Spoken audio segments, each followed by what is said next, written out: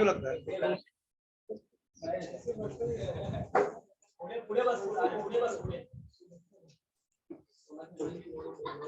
Hello am I audible? Yes sir. Okay.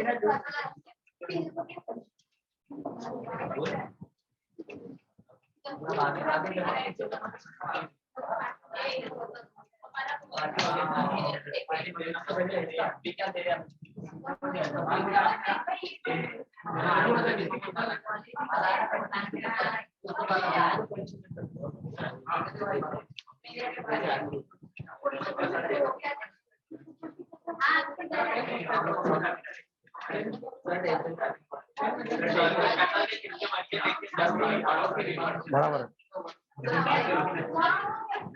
क्या हुआ? Tag लगा कहाँ पे? अंदर से यहाँ पे प्राइस टैग तो नहीं है।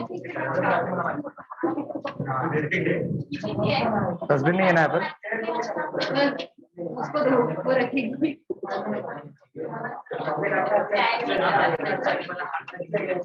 नहीं ये प्राइस नहीं है तो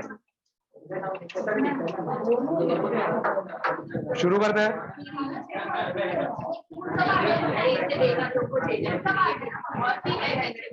पॉलिटी सब्जेक्ट है खूप मोठा तर पॉलिटी संपला नाहीये तो चॅप्टर संपला है गव्हर्नर हो गया।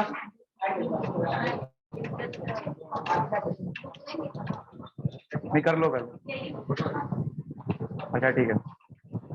सो मैंने क्या बोला था आज क्या पढ़ने वाले हैं हम लोग पॉलिटी में क्या पढ़ने वाले हैं? किसने बोला? कैसे पता? सीरियसली पूरा सरप्राइज का वाट लगा पूरा सरप्राइज का वाट लगा।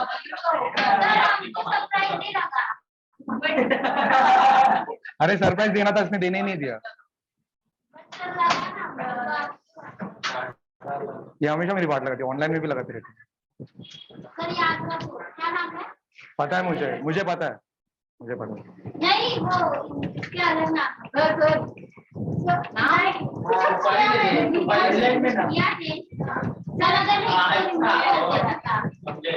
असली नाम क्या है? हाँ बस चलो ठीक है।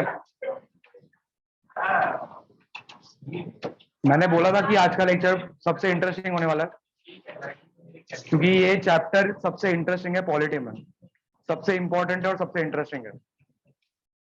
फंडामेंटल राइट्स के बारे में सबने सुना तो होगा अगर जो एसएससी रेलवे के बैकग्राउंड का नहीं है उन्होंने भी सुना रहेगा कभी ना कभी। इसको हिंदी मराठी में क्या बोलते हैं मुझे भी नहीं पता। मानव अधिकार कुछ मौलिक अधिकार। तो फंडामेंटल राइट्स के बारे में कहाँ पे सुना रहेगा तुम लोगों ने कहाँ पे सुना है? कॉन्स्टिट्यूशन में सुना है ना। फंडामेंटल राइट्स और फंडामेंटल ड्यूटीज में क्या फर्क है? बेसिकली राइट्स और ड्यूटीज में क्या फर्क है?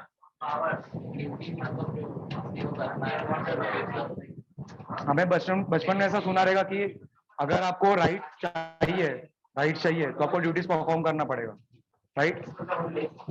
फंडामेंटल राइट्स और फंडामेंटल ड्यूटीज में बेसिक फर्क ये है। सुनाई नहीं दे रहा? सुनाई दे रहा है? सर बोर्ड भी नहीं दिख रहा है। नहीं दिख रहा? क्या नहीं दिख रहा तुमको? सर तो लाइट खूप येती है।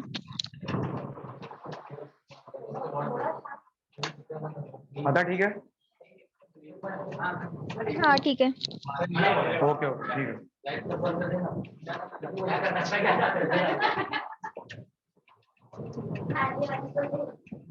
चलो सो फंडामेंटल राइट्स इज मैं लेमैन टर्म में लिख रहा हूं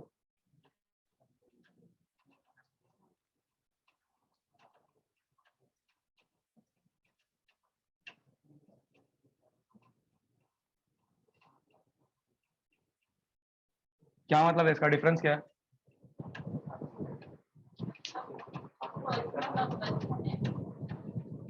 और सेकंड में ऑप्शनल है, करना है तो भी ठीक है, नहीं करना तो भी ठीक है। यहाँ पे करना ही है, you have to do it, you are bound to do it. Why? ये डिफरेंस क्यों है? फंडामेंटल ड्यूटीज पता है सबको क्या है? एसएससी वालों, फंडामेंटल ड्यूटीज कौन से पार्ट में आता है? फंडामेंटल ड्यूटीज कौन से पार्ट में आता है?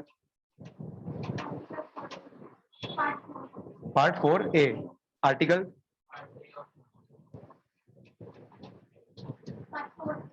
कौन से कंट्री से लिया है वो बताओ।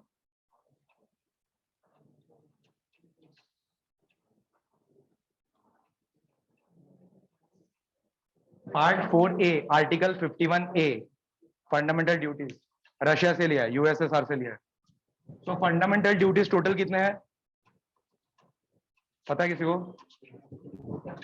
टोटल 11 फंडामेंटल ड्यूटीज है।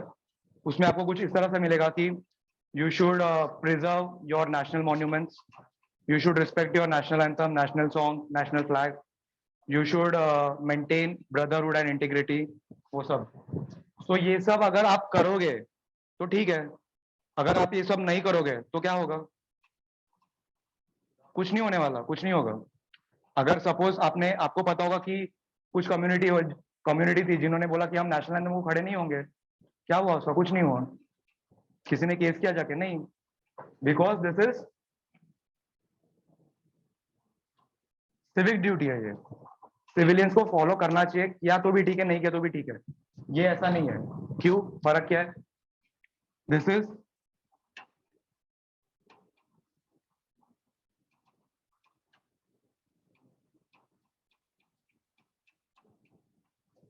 Is subjected to judiciary. यहाँ पे अगर फॉलो नहीं किया, suppose someone is violating your fundamental rights, you can drag that person in the court of law. This is subjected to judicial review. This isn't. अगर आप national anthem को खड़े नहीं हो गए, अगर नेशनल फ्लैग, नेशनल एंथम का respect नहीं किया, आपको कोई कोर्ट में घसीट के नहीं लेके जाएगा। वो आपके ऊपर है, वो आपके कॉमन सेंस के ऊपर है कि आपको करना चाहिए कि नहीं करना चाहिए, वो आपके सिविक ड्यूटी के ऊपर है। फंडामेंटल राइट्स को अगर आपको और डिफाइन करना है तो this is legally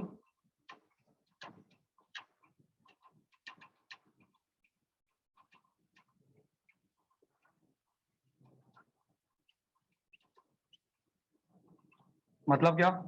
legally justiciable, spelling right है क्या? ऐसा legally justiciable and legally enforceable मतलब क्या?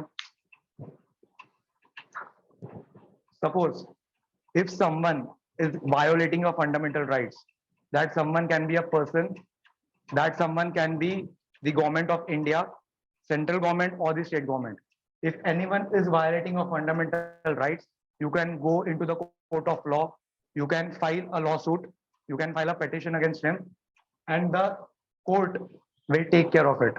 It will make sure that you will receive the justice, or there is a hope that you will receive a justice. आपको न्याय मिल भी सकता है, न्याय मिलने की शक्यता तो है, मतलब संभवता है न्याय मिलने की। That is legally justiciable. The court interferes if your fundamental rights are violated. Legally enforceable का मतलब क्या होता है? अगर कोई आपको फंडामेंटल राइट्स कोई आपका वायलेट कर रहा है तो ये कोर्ट का काम है। कोर्ट कहेगा उस इंसान से, सपोज गवर्नमेंट कर रही है तो कोर्ट गवर्नमेंट से कहेगा कि ऐसा नहीं कर सकते, you can not do it, this is his fundamental right, you can not harm his fundamental right. It is enforceable by the court of law, it is justiciable in the court of law.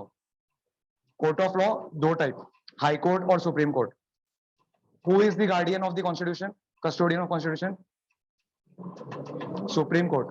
Supreme court is the custodian of the constitution. तो अगर कोई आपका fundamentals violet कर रहा है, supreme court को involve होना ही पड़ेगा, तब जब आप लॉसूट फाइल करोगे, पिटीशन फाइल करोगे। So fundamental rights is legally justiciable, legally enforceable. It is that important. Fundamental rights अभी किस में आता है? Articles. Good. Part 3 articles 12 to 35 किससे लिया है फंडामेंटल राइट्स हमने? कौन से कंट्री से लिया है? कौन से कंट्री से लिए फंडामेंटल राइट्स? सबके बाप से लिए, मतलब जो समझता है खुद को, है नहीं, यूएसए। अभी एक बात बताओ कि have you heard about this term Magna carta? कहाँ पे सुना? राइट। ब्रिटिश के कॉन्स्टिट्यूशन में किसको मैग्ना कार्टा बोला जाता है? मतलब कौन से पार्ट को, कॉन्स्टिट्यूशन के कौन से पार्ट को मैग्ना कार्टा बोला जाता है? ब्रिटिश पार्लियामेंट में, ब्रिटिश कॉन्स्टिट्यूशन में उनका जो समरी है, मतलब प्रियम्बल, प्रियम्बल को ये सब आप नोट करो प्लीज, मतलब मैं बताऊंगा। प्रियम्बल को मैग्ना कार्टा बोला जाता है।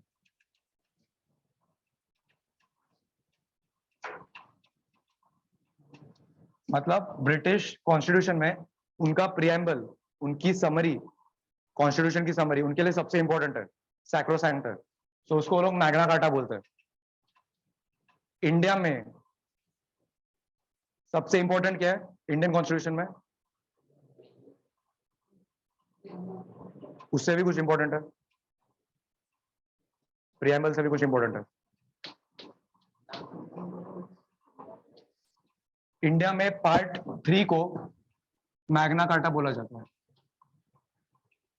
पार्ट 3 को क्यों? क्योंकि पार्ट 3 में फंडामेंटल राइट्स है, so it is that important in Indian constitution. ये एसेंस, प्रियम्बल को एसेंस बोलते हैं, लेकिन प्रियम्बल से भी अगर कुछ इंपॉर्टेंट है वो है फंडामेंटल राइट्स, मौलिक अधिकार।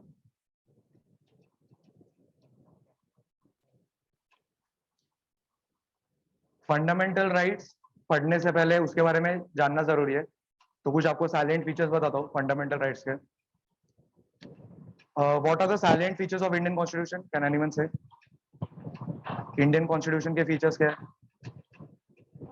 What makes Indian constitution different than other constitution?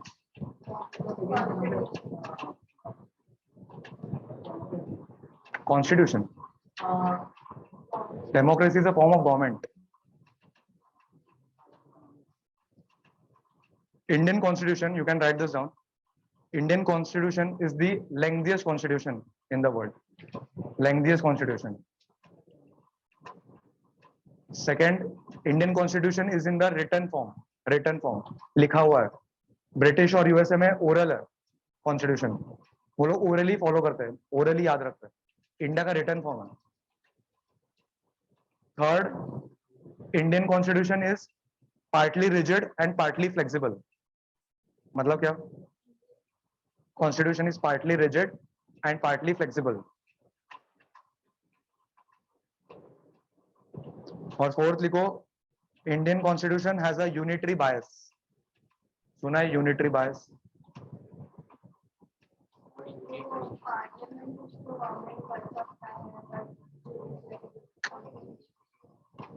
Unitary बायस का मतलब होता है कि इंडिया में सेंट्रल गवर्नमेंट के पास ज्यादा पावर है, यूनियन गवर्नमेंट के पास ज्यादा पावर है स्टेट गवर्नमेंट से ज्यादा।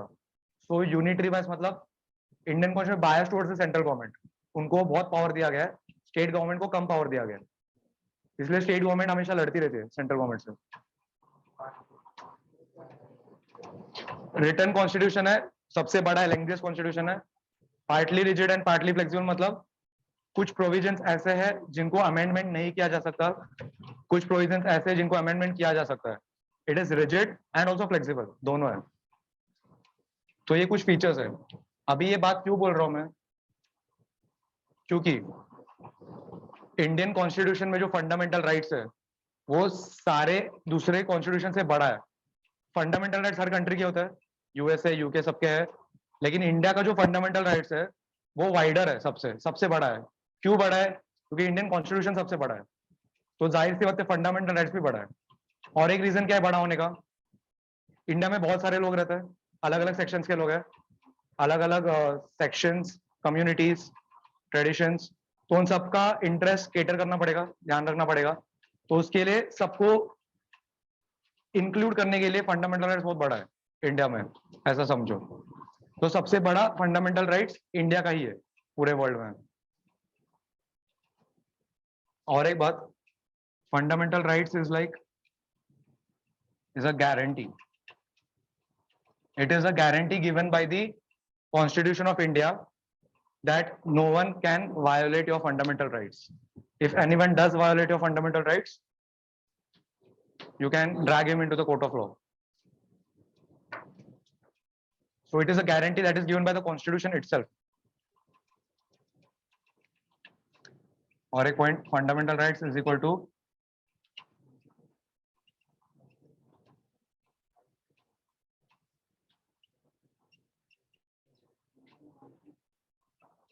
Progress of democracy. इंडिया में कौन से फॉर्म ऑफ गवर्नमेंट है? वो तो फेडरल स्ट्रक्चर है. मतलब कितने टाइप्स के गवर्नमेंट होते हैं इंडिया में? कौन सा है? राइट, कौन बोल? पार्लियामेंट्री एंड दो होते हैं. राइट.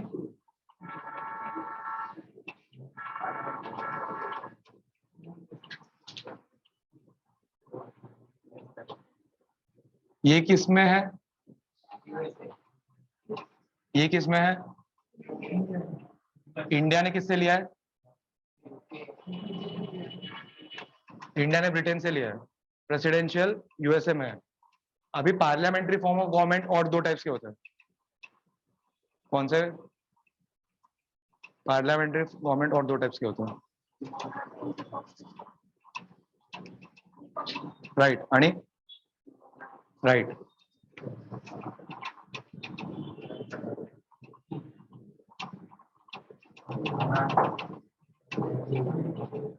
इंडिया कौन सा है? और मोनार्की कौन है?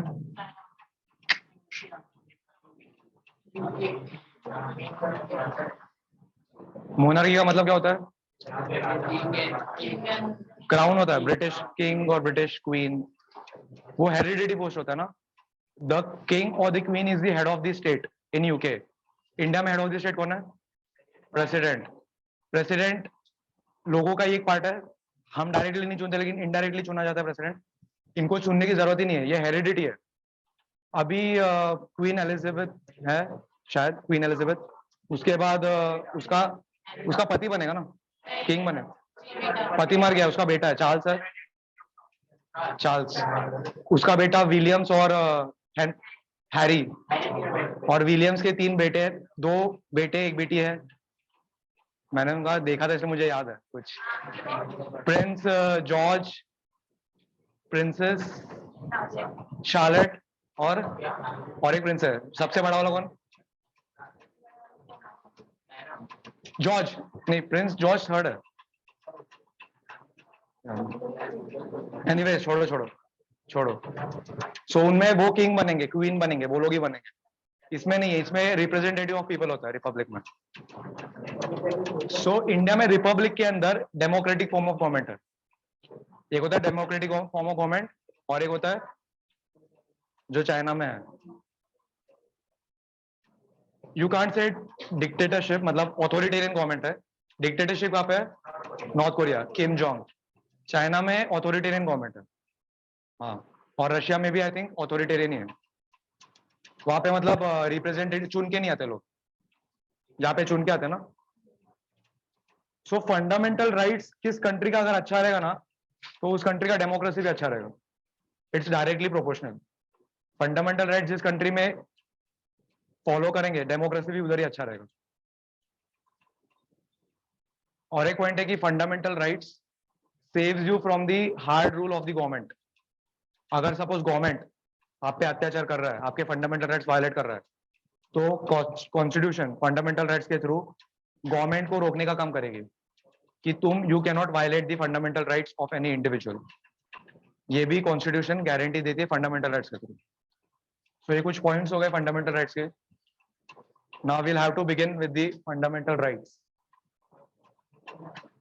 इसमें एक्चुअली नोट नहीं किया तो भी चलेगा, नोट करने से कुछ था नहीं इसमें.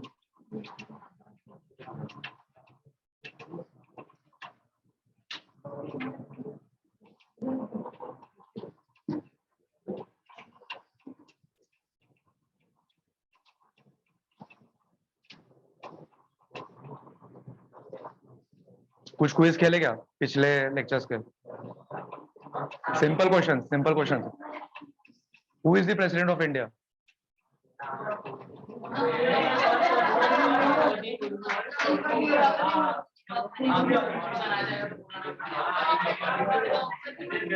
Right.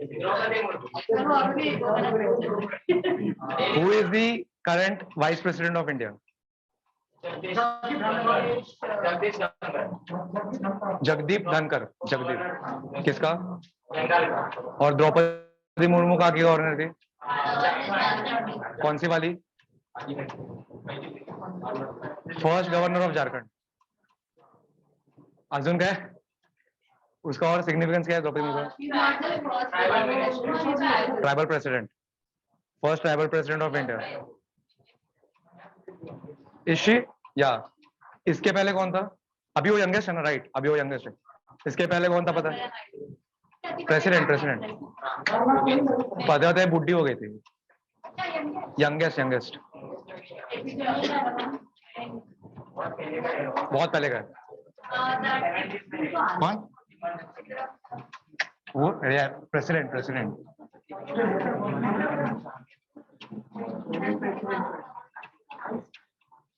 Neelam Sanjiva Reddy, youngest president of India, Droupadi Murmu से पहले।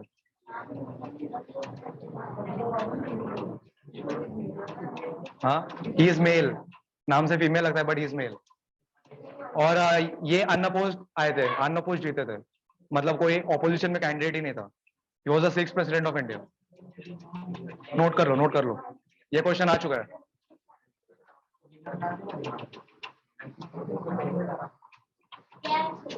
आदमी youngest president of India, unopposed जीते थे, and 6th president of India.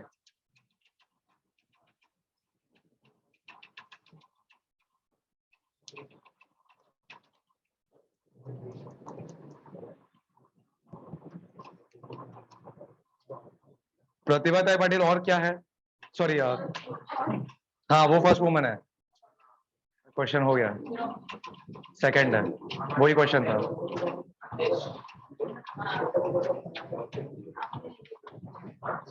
और एक क्वेश्चन आ चुका है, ऐसे कौन से दो प्रेसिडेंट है जो अपने टेन्योर के टाइम पे मर गए? प्राइम मिनिस्टर थे वो। ऐसे कौन से प्रेसिडेंट थे जो अपने टेन्योर में मर गए, जो अपने 5 साल में मर गए? बीच में टपक है, वाइस प्रेसिडेंट को बैठना पड़ा।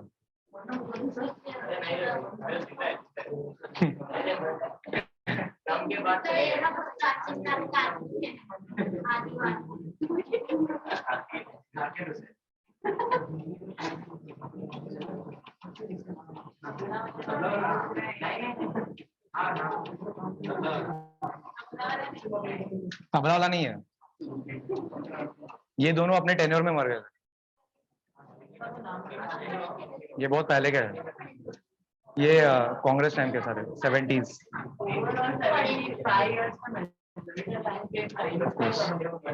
70s में थे शायद, 70s 80s में।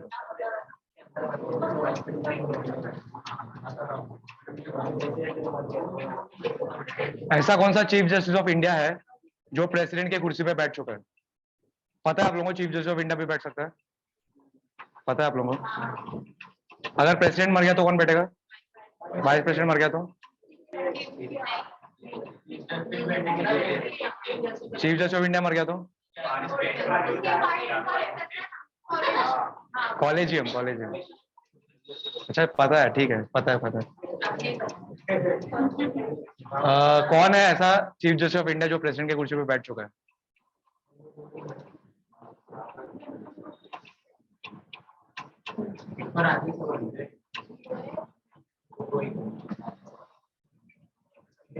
स्पेलिंग शायद रॉन्ग हो। एम हिदायतुल्लाह।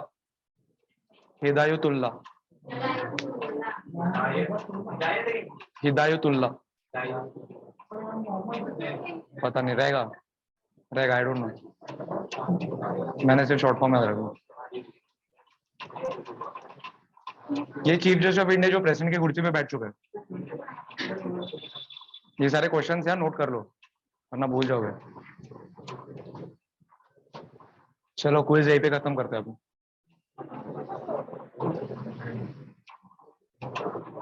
फोटो नाही काढायचे, लिहायचे।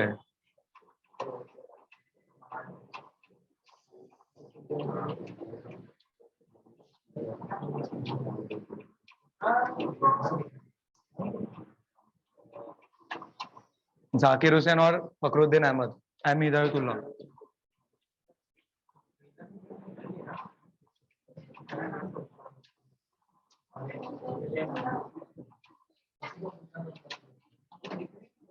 फंडामेंटल राइट्स कितने हैं, कितने स्टडी करना है, ये नहीं पूछ रहा मैं, मतलब कितने कैटेगरी में उसको डिवाइड किया जाता है फंडामेंटल राइट्स को।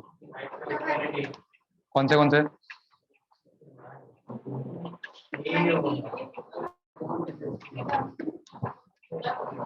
Rights of freedom. हाँ बताओ कौन से 7 है, कौन से 7 कैटेगरीज में डिवाइड किया जाता है? Rights of freedom, rights of equality आणि ओके और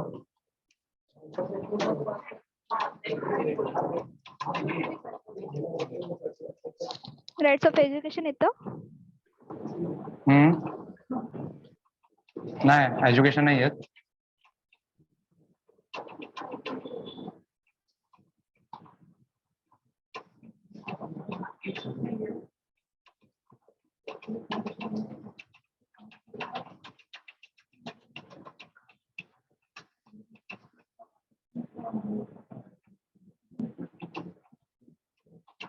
सर तुम्ही लिहिताय ते ब्लर दिसतंय, डार्क लिहा ना। ब्लर दिसतंय? डार्क लिहा। ओके ओके मी एक्सप्लेन पण करणार आहे। Right to equality, right to freedom, नंतर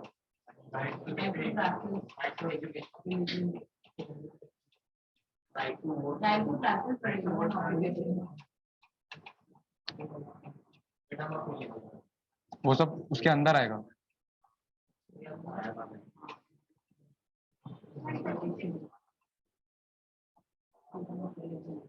राइट उसके बाद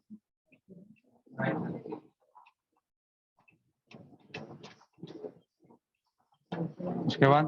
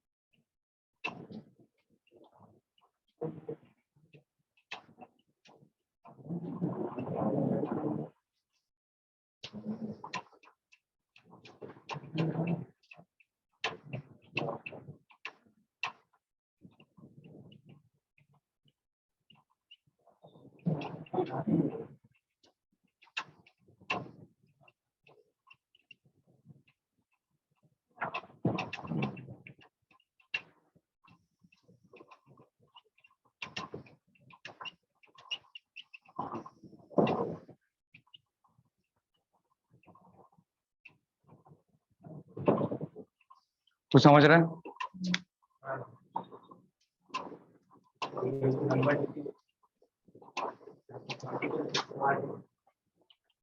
राइट टू इक्वालिटी आर्टिकल 14 से लेकर 18, राइट टू फ्रीडम आर्टिकल 19 से लेकर 22, right against exploitation article 23 and 24, freedom of religion article 25 से लेकर 28, right to culture and educational affairs article 29 30, right to property article 31 में था।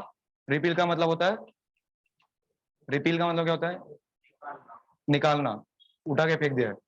7th है right to constitutional remedies article 32। 7 थे, अभी कितने बचे? राइट टू प्रॉपर्टी को उठा के फेंक दिया है। कहां पे फेंका है? राइट टू प्रॉपर्टी को कहां पे फेंका है?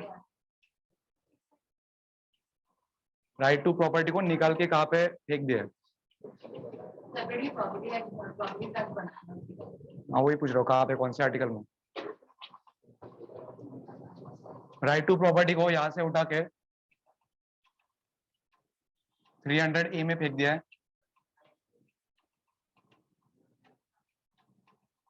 Part 12.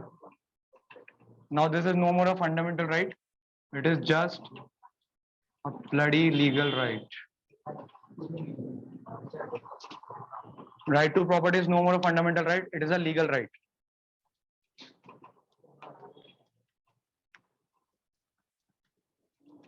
इसको कभी निकाला था? राइट टू प्रॉपर्टी को कभी निकाला था?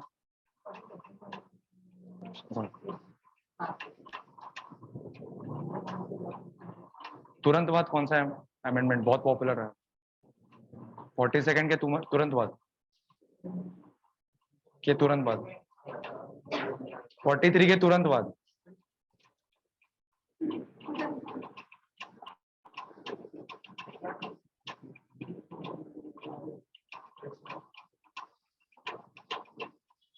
मोरारजी देसाई की सरकार थी 1978 में, मिलीजुली सरकार थी अलायंस वाली। तो 42nd अमेंडमेंट जब हुआ 1976 which was a disaster, mini constitution, तो उसमें बहुत सारे चेंजेस किए गए थे। जब सरकार गिरी, नई सरकार आई मोरारजी देसाई की, उन्होंने 44th अमेंडमेंट एक्ट पास किया। उसमें वो चेंजेस वापस ये किए कुछ, लेकिन ये नहीं हटा पाए अनफॉर्चुनेटली। राइट टू प्रॉपर्टी को निकालना ही पड़ा।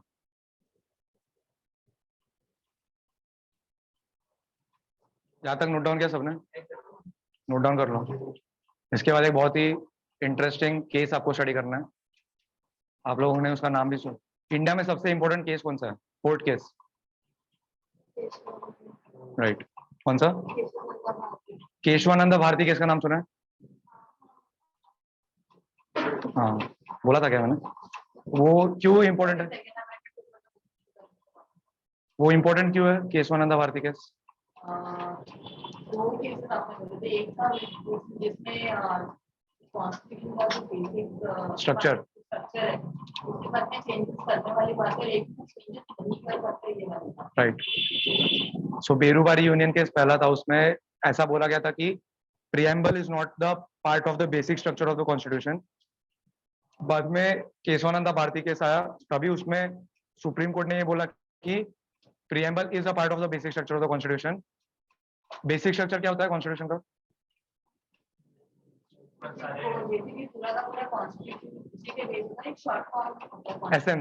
Essence of the constitution, like preamble, fundamental rights is a part of basic structure of the constitution. तो केशवानंद भारती केस में यही डिसीजन दिया था उन्होंने कि हाथ नहीं लगा सकते इसको, यही बोला था ना। केशवानंद भारती केस में दो डिसीजन दिए थे, मॉन्यूमेंटल डिसीजंस, कि first the parliament can amend any part of the constitution, it can amend the entire constitution, but it cannot touch the basic structure of the constitution. If it does तो पंगा supreme court से।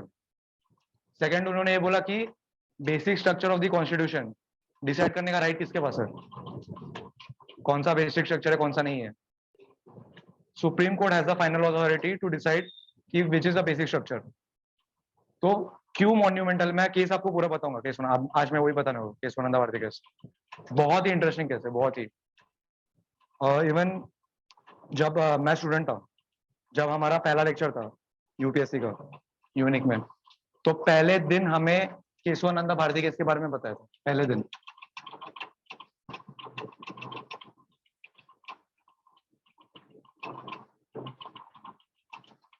तो पहले दिन जब polity का मतलब नहीं पता था, उस दिन हमें केशवानंद भारती केस में बताया, कुछ समझ में नहीं आ रहा था, पूरा ब्लैंक, सब लोग ब्लैंक थे। तो किसी ने पूछा कि सर मतलब पहले दिन ही इतना अत्याचार क्यों कर रहे हो हम पे? तो तभी सर ने क्या बोला पता है क्या, कि अगर केशवानंद भारती केस नहीं पता ना, तो आगे आप कुछ पॉलिटी में आपको कुछ नहीं पता। ये केस इतना इंपॉर्टेंट है कि आज भी सुप्रीम कोर्ट में इसको रेफरेंस माना जाता है। सुप्रीम कोर्ट आज भी कोई डिसीजन देते हैं ना, इस केस के ऊपर देता है। 1973 में हुआ था ये केशवानंद भारती केस। पूरा केस अभी मैं बताऊंगा, बहुत ही इंटरेस्टिंग है, बहुत इंटरेस्टिंग है, मजा आएगा। उसके पहले किसी को कुछ पता है इसके बारे में, क्या हुआ था केशवानंद भारती केस में? नहीं नहीं नहीं, वो 42nd अमेंडमेंट में प्रीएम्बल में कुछ चेंजेस किया था, 3 वर्ड्स ऐड किया था, सोशलिस्ट, सेक्युलर और इंटीग्रेटेड, ये 3 वर्ड्स ऐड किया था।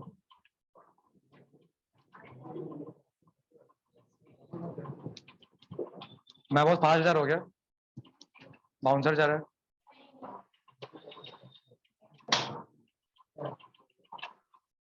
सो केशवानंदा भारती एक इंसान का नाम था। सुनो सब लोग,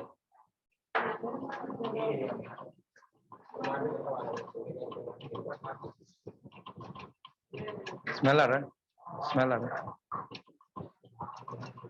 थोड़ा पानी दो, पानी है, संपले थे।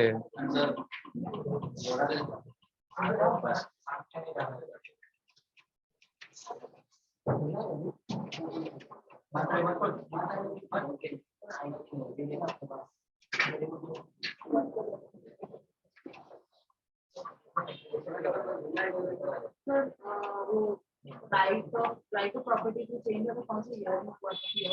1978 इसमें 44 अमेंडमेंट बस।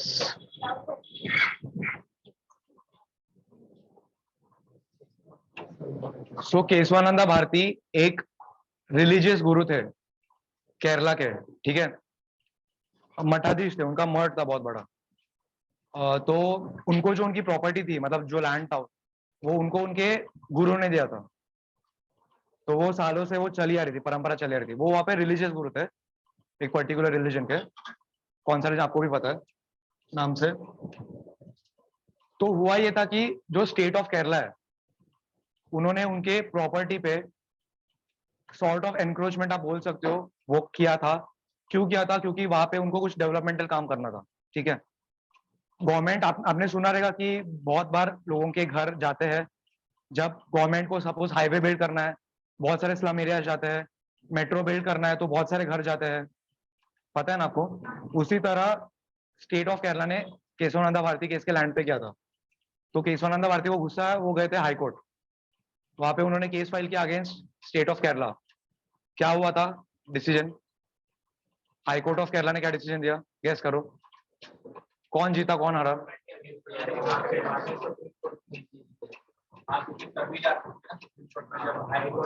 तो स्टेट हाई कोर्ट में कौन हारा होगा? केशवानंदा भारती केस हारते हैं हाई कोर्ट में। उनका तभी दिमाग घूम गया पूरा, बोला कि ये हो ही नहीं सकता, ये मेरी मतलब मेरे गुरु ने दिया हुआ लैंड है, मैं छोड़ ही नहीं सकता उसको। तो उन्होंने डिसाइड किया कि नहीं, ये तो मैं लड़ूंगा, आखिर तक लड़ूंगा। वो गए सुप्रीम कोर्ट। सुप्रीम कोर्ट में उन्होंने 2 केसेस फाइल की। एक कि प्रॉपर्टी एनक्रोचमेंट किया है स्टेट ऑफ केरला ने। दूसरा उन्होंने केस फाइल किया कि violation of fundamental rights, right to property is a fundamental right, it is being violated by the state of Kerala. So high court, supreme court को इन्होंने केस फाइल किया वहां पर। डिसीजन क्या आया होगा? क्या डिसीजन आया होगा? कौन जीता? कौन जीता? केशवानंद भारती केस जीत गए, स्टेट ऑफ केरला हार गई। लेकिन बात ये भी खत्म नहीं होती। आपको पता है उस टाइम पे जूरी मेंबर होते थे, पता है? रुस्तम मूवी देखी अक्षय कुमार की, उसमें जूरी दिखा है, राइट? तो जज का फैसला तो था केशवानंदा भारती केस, जूरी ने धोखा दे दिया। जूरी में 13 मेंबर्स थे, 7 लोगों ने स्टेट ऑफ केरला को फैसला दिया, 6 लोगों ने केशवानंदा भारती को फेवर में फैसला दिया। तो केशवानंदा भारती वहां पे केस हार गए जूरी में। और if I am not wrong, jury का फैसला फाइनल फैसला होता है कोर्ट में। किसी ने Johnny Depp versus Amber Heard follow किया है ना? वहां पे जूरी का डिसीजन किसके फेवर में था? Johnny Depp.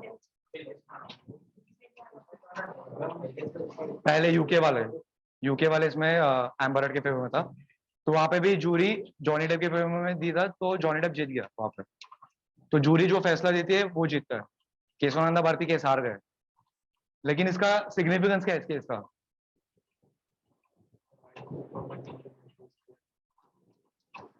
इस केस का सिग्निफिकेंस ये है कि सबसे पहली बात कि ये केस आग की तरह पूरे देश में फैल गई थी, क्योंकि पहली बार किसी ने फंडामेंटल राइट्स के लिए केस लड़ा है। किसी का फंडामेंटल राइट्स वायलेट हुआ है और उसने केस लड़ा है, तो ये बहुत इंपॉर्टेंट केस था। सेकंड, वो मैंने डिसीजन बोला, सुप्रीम कोर्ट ने 2 डिसीजन दिया, बेसिक स्ट्रक्चर वाला, इसी में दिया था वो केशवानंद भारती केस। तो बाद में सुप्रीम कोर्ट ने बोला कि ठीक है, राइट टू प्रॉपर्टी निकाल सकते हो। क्यों निकाला? वैसे आप मुझे बताओ कि क्या सही किया राइट टू प्रॉपर्टी निकाल के? फंडामेंटल राइट है, निकाल के सही किया? कितने लोग बोलते सही किया? मेजोरिटी बताओ, कितने लोग बोलते सही किया? चलो ठीक है, 3 लोग हैं, चौथा सही किया था। क्यों सही किया था? क्योंकि fundamental sorry right to property जो है ना, वो अगर ठीक है वायलेट हो रहा है, ठीक है फंडामेंटल राइट था, लेकिन किस लिए वायलेट हो रहा है, किस रीजन से वायलेट हो रहा है? नेशन डेवलपमेंट के लिए हो रहा है। अगर सरकार हाईवे बना रही है तो किसके लिए बना रही है? उस इंसान के लिए बना रही है कि सब लोग के लिए बना रही है? सब लोग। मेट्रो सबके लिए बना रही है।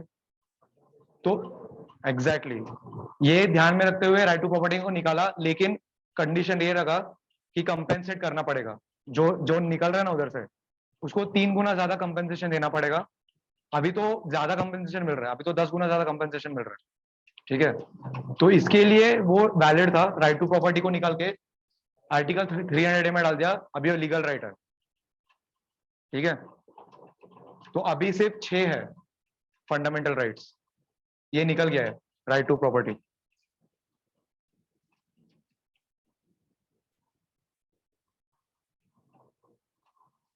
यहां तक समझा?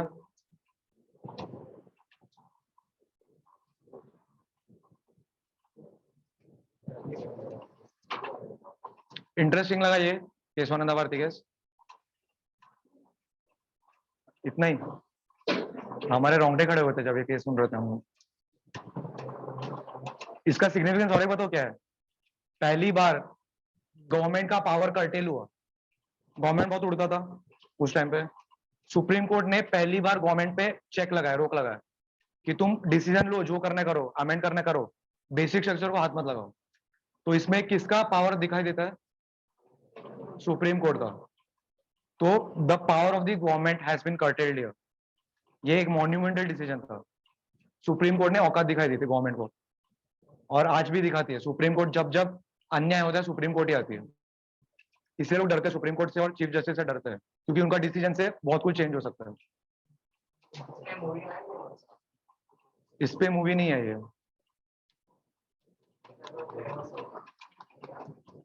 लेकिन ये केस बहुत फेमस है। ये यूपीएससी से लेकर जितने भी एग्जाम्स है बैंकिंग को छोड़ के, ये सबको पढ़ाया जाता है।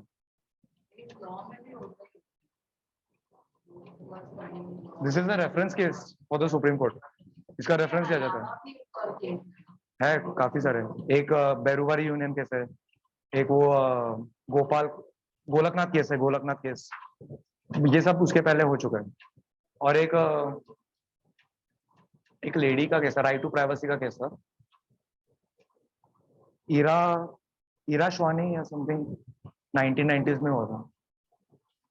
वो भी एक केस फेमस, वो भी राइट टू प्राइवेसी, वो भी फंडामेंटल राइट्स को वायलेट करा था, उसके ऊपर केस हुआ था।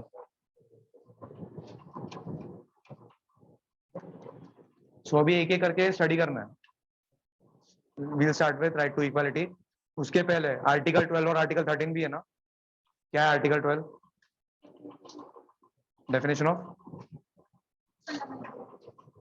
Definition of state.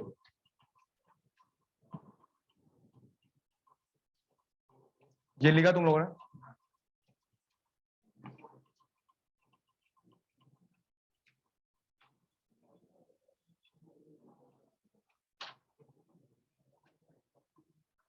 मैं बता तो आप लोग लिखते जाओ। आर्टिकल 12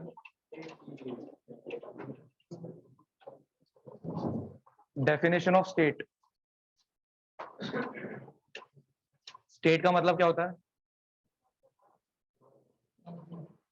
स्टेट का मतलब पॉलिटी में, पॉलिटिकल साइंस में स्टेट का मतलब क्या है?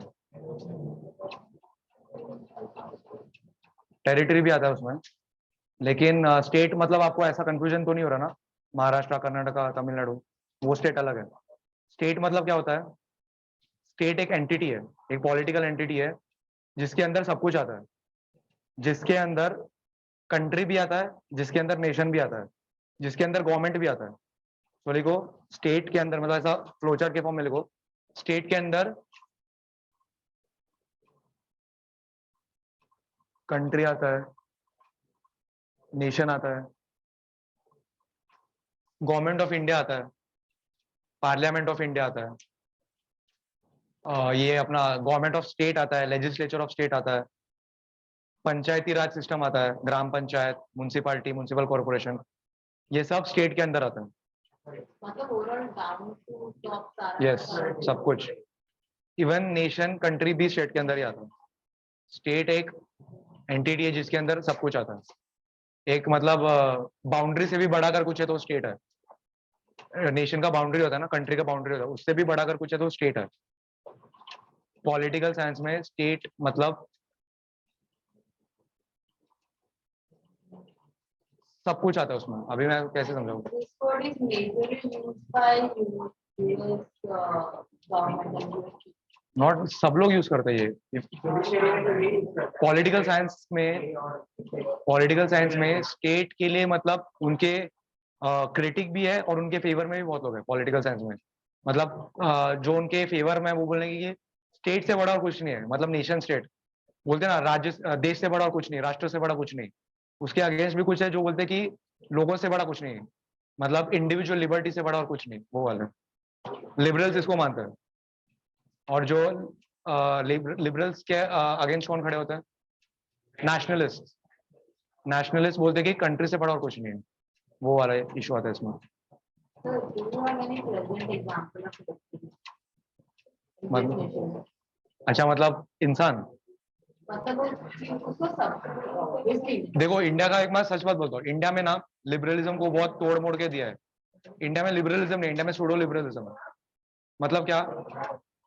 इंडिया में the liberals are the biggest illiberals of this country.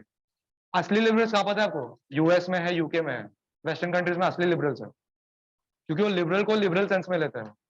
India में कैसा है कि हाँ हाँ, मतलब एक होता है सूडो लिबरल, एक होता है लिबरल। मतलब अगर कोई एजेंडा ड्रिवन कोई काम कर रहा है तो वो सूडो लिबरल है। लिबरल हर किसी के लिए एक ही होता है, मतलब वो इंडिविजुअल के लिए लड़ेगा, मरते दम तक लड़ेगा, वो हर इंडिविजुअल को लिए लड़ेगा, किसी एक पर्टिकुलर कम्युनिटी के इंडिविजुअल के लिए नहीं लड़ेगा, हर सेक्ट के, हर कम्युनिटी के इंडिविजुअल्स के लिए लड़ेगा, वो लिबरल। लेकिन अभी क्या होता है कि एजेंडा ड्रिवन होता है, एक पर्टिकुलर सेक्ट का एक होता है, वो अपने कम्युनिटी के लिए लड़ेगा, वैसा होता है। तो इंडिया में लिबरलिज्म रियल मायने में नहीं है। यूएस, यूके, यहाँ पे अभी भी लिबरल्स है जो लड़ते हैं।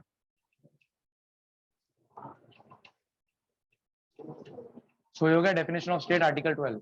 आर्टिकल 13,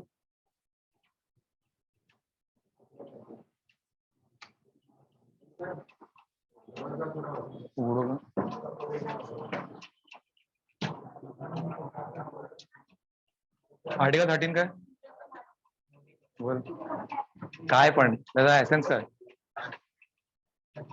ते काय बोलतं ते सांग। आर्टिकल 13 काय बोलतं? लिखो article 13। laws inconsistent with or in derogation of the fundamental rights। derogation का मतलब क्या होता है? सर रिपीट करो ना। laws inconsistent with or in derogation of fundamental rights।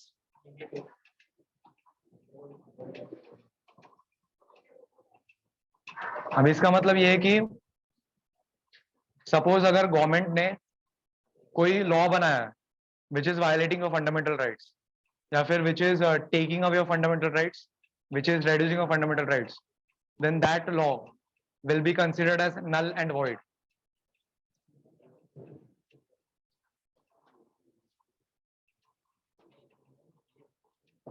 ये सुना नल एंड वॉइड का मतलब क्या होता है? नल एंड वॉइड ये सुना रहेगा सब लोग,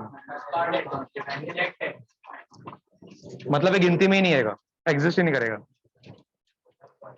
अगर गवर्नमेंट कोई ऐसा लॉ बना रही है जो आपसे आपका फंडामेंटल राइट्स छीन रही है या फिर कम कर रही है, तो ऐसे लॉ को टिकने नहीं दिया जाएगा। आर्टिकल 13 उसको नल एंड वॉइड समझेगा। मतलब गवर्नमेंट के पास भी पावर नहीं है कि वो आपसे आपका मौलिक अधिकार छीने। This is the importance of fundamental rights. बोल. Push.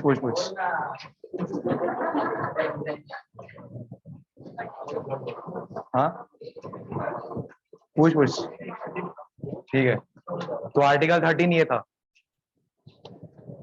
आर्टिकल 14 क्या है? ये सबको पता है. 14 एक बार repeat करो. Article 14 is equality before law.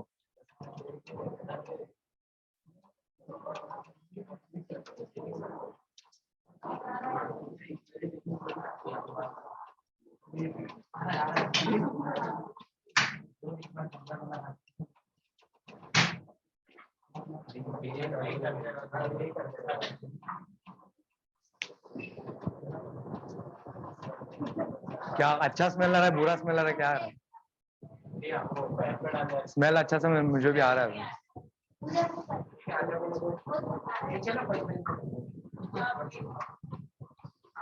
बैठोगे कहाँ पे?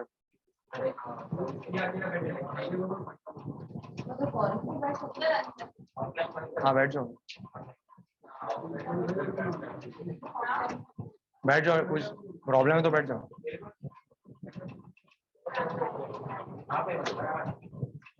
लेकिन पीछे वालों को दिखेगा क्या?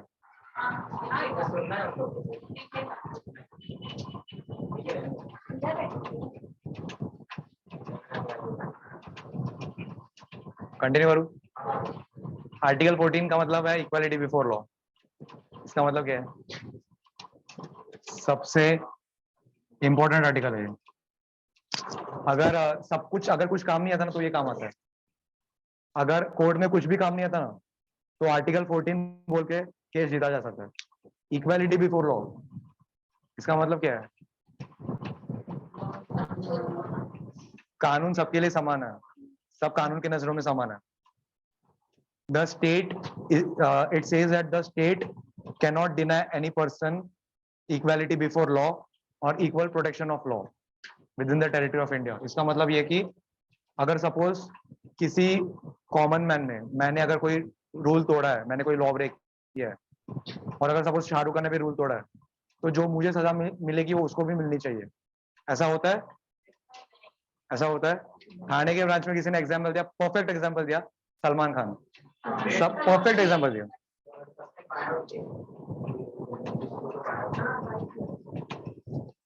ऐसा होता है क्या? नहीं होता ना. लेकिन है, कॉन्स्टिट्यूशन में है. क्या करें अभी? अगर यही सलमान खान अगर अमेरिका या फिर यूके में होता ना तो जेल में होता हो. इवन गल्फ कंट्री में भी होता हो. गल्फ कंट्री में तो हाथ पैर तोड़ते हैं. वो लोग तो हाथ पैर तोड़ते हैं. ऑल बीइंग सेड, मैं फैन हूं. हाँ, एक टाइम पे था मैं.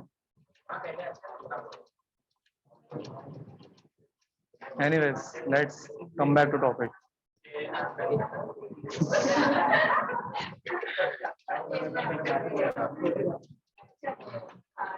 उसने अच्छे मूवीज बहुत कम किए एक्चुअली.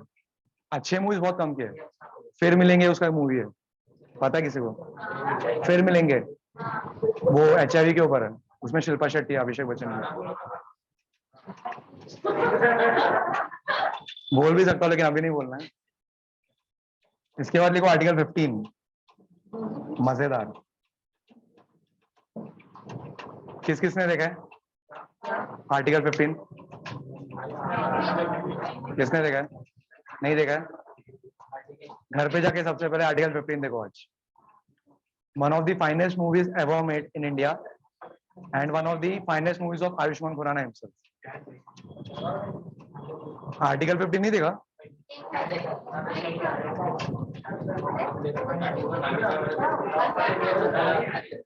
देखा है? किसके ऊपर है वो movie? So article 51 talks about, लिखो article 15, prohibition of discrimination on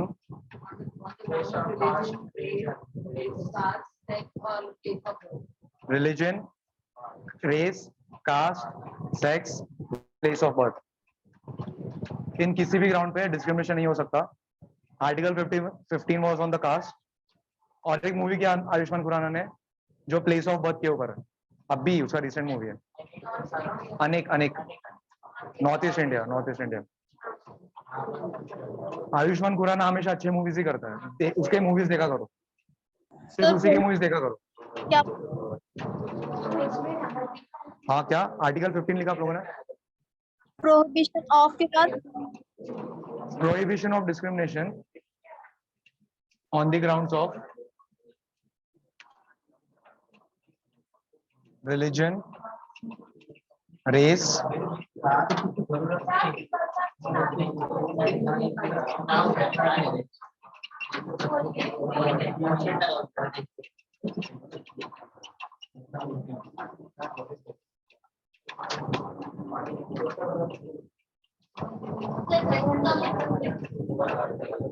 क्या रेस? रेस का मतलब एक तो कलर होता है, रेस का मतलब एक तो कलर होता है, एक होता है ethnicity. European race, African race, North American race, Nordic Aryans, Hitler जिसके लिए लड़ता था, नॉर्डिक आर्यंस, वो एक रेस है। इंडिया में 2 रेस है, पता है कौन सा? Aryans and Dravidians. Who is the original inhabitants of India? Dravidians are the original inhabitants of India. बाकी सब आर्यंस है। सेंट्रल एशिया से है, सर्बिया। आर्यंस मतलब बाहर से आए। द्रविडियंस मतलब कौन है पता है आपको? नॉट नेसेसरी साउथ इंडियंस नहीं, actually original inhabitants are the Adivasis, जो शेड्यूल्ड ट्राइब्स है ना, एसटीज, वो है ओरिजिनल।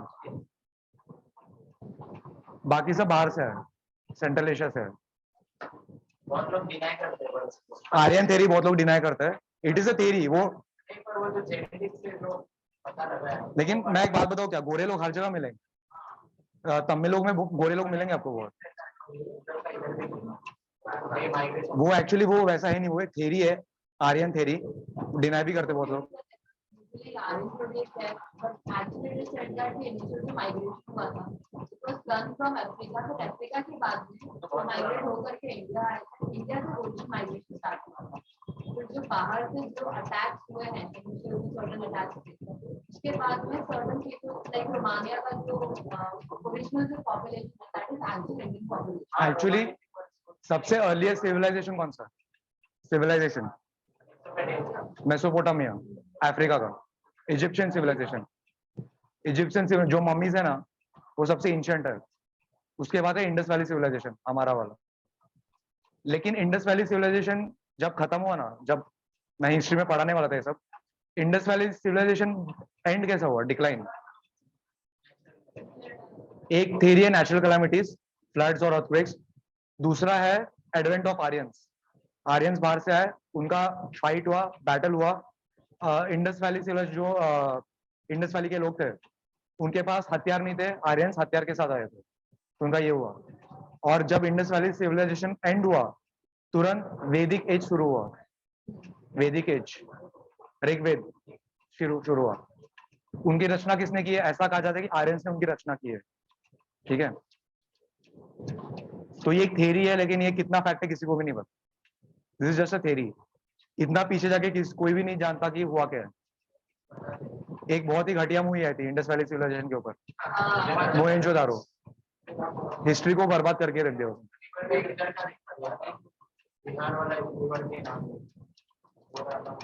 उसमें। सिर्फ एक ही चीज अच्छा लगा मुझे, यूनिकॉर्न दिखाया उन्होंने, क्योंकि यूनिकॉर्न को उस टाइम पे इंडस वैली सिविलाइजेशन में मानते थे। यूनिकॉर्न इमेजिनरी एनिमल, जिसको एक सिंग वाला ही है।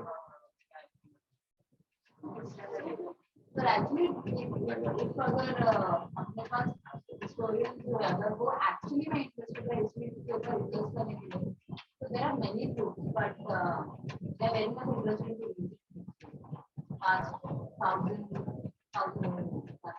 नहीं, एंशिएंट हिस्ट्री में आपको मिलेगा, काफी सारे रिसर्च है। बहुत आईवीसी को तो पूरा डिकोड किया है, इंडस वैली सिविलाइजेशन को पूरा डिकोड किया है, हो चुका है, अभी और कुछ बचा नहीं है। लेकिन आर्यन थ्योरी के बारे में कुछ पता नहीं था। कौन सा क्या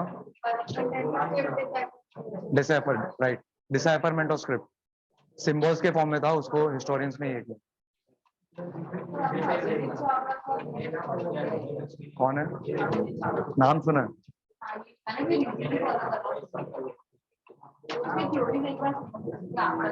लेकिन कभी कभी लगता है कि बराबर है, आर्यन थ्योरी भी बराबर लगता है कभी कभी, कभी कभी बराबर भी लगता है, क्योंकि कुछ रीजन होना चाहिए ना। साउथ वालों में भी वो मिलता है, राइट, प्रपोर्शन बहुत कम है, नॉर्थ इंडियन में ज्यादा है। इनफैक्ट हमें भी यही बताया था, नॉर्थ साउथ डिवाइड ही बताया था कि साउथ इंडिया में रहने वाले लोग द्रविडियंस है, ऐसा कुछ नहीं है। जो आदिवासी है ना, जो ट्राइब्स है, गोंड्स, भिल्स, गोंड्स, संतल्स, जो ट्राइब्स है ना, ये ओरिजिनल लोग है यहाँ के, बाकी लोग बाहर से आए।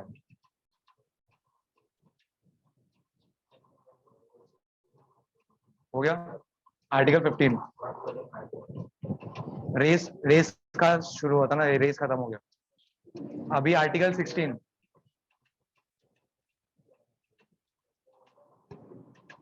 आर्टिकल 16 क्या है? इन equality of opportunities in public employment. इसका मतलब क्या है?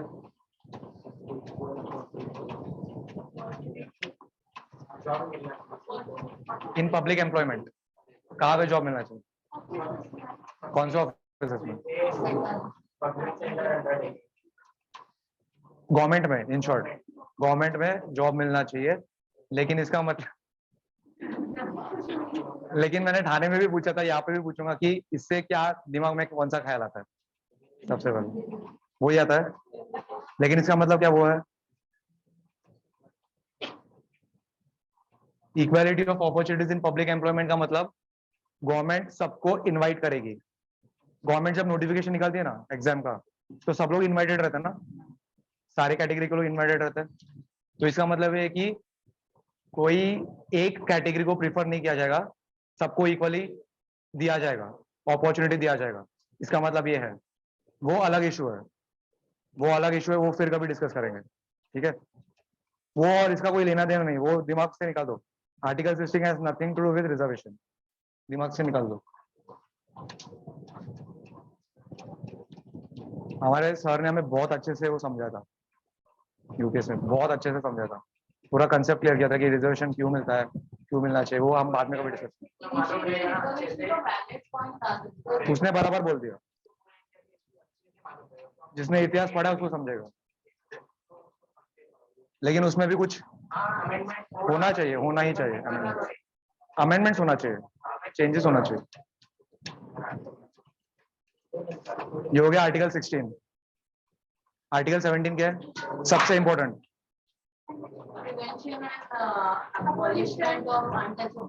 abolition of untouchability, right? 17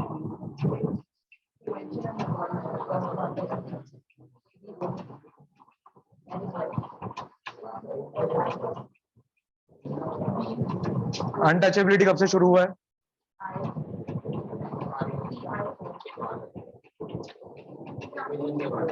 कब से शुरू हुआ? लेटर वैदिक एज। एक होता है वैदिक एज, वैदिक एज खत्म हुआ 1500 बीसी से लेके 1000 बीसी, 1000 बीसी से लेटर वैदिक एज शुरू हुआ। वैदिक एज में क्या था? वैदिक एज में क्या था?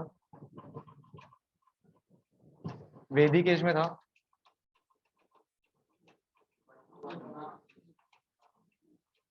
वर्ण सिस्टम। कितने वर्ण से? कौन से ऊपर से नीचे? वर्ण सिस्टम था ऑक्यूपेशन बेस्ड, जो ऑक्यूपेशन करता था वो उस वर्णों को बिलोंग करता था। लेटर वैदिक एज में this got converted into caste system, जाति सिस्टम। उसके बाद ही ये शुरू हुआ अनटचेबिलिटी, उसके पहले नहीं था। Vedic age was a egalitarian society. इसने पढ़ा है वैदिक एज? ऋग्वेद पढ़ा किसी ने? Vedic age was an egalitarian, egalitarian मतलब क्या? इगैलिटेरियन सोसाइटी, इक्वालिटी, इक्वालिटी, सब लोग इक्वल थे उस टाइम पे। वर्ण वॉज ओनली ऑक्यूपेशन बेस्ड। उस टाइम पे वुमेन राइट्स भी थे, वुमेन एम्पावरमेंट वैदिक एज में था। लेटर वैदिक एज में सब बर्बाद हो गया। क्यों बर्बाद हो गया? ये हिस्ट्री का पार्ट है actually, but because of one single book, एक बुक था मनुस्मृति। मनुस्मृति से सब चेंज हो गया बाद में, it was converted into caste system. ठीक है, सो अनटचेबिलिटी तब से शुरू हुआ है।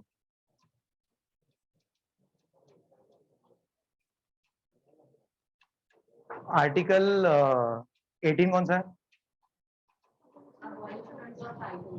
मतलब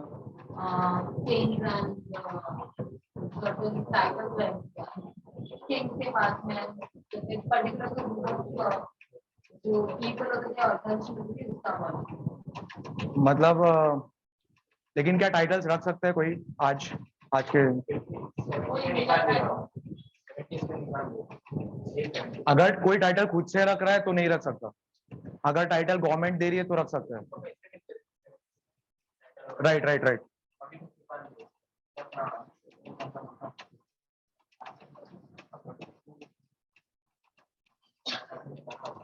गवर्नमेंट सिर्फ दो टाइप के टाइटल्स देती है, एकेडमिक्स और मिलिट्री।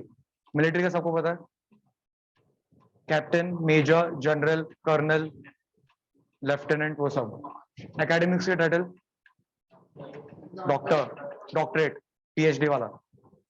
तो ये दो टाइटल्स ही एक्सेप्टेड है, गवर्नमेंट ने दिया तो ही। अगर फॉरेन कंट्री से कोई टाइटल दे रहा है तो नहीं ले सकते। किस केस में ले सकते हैं?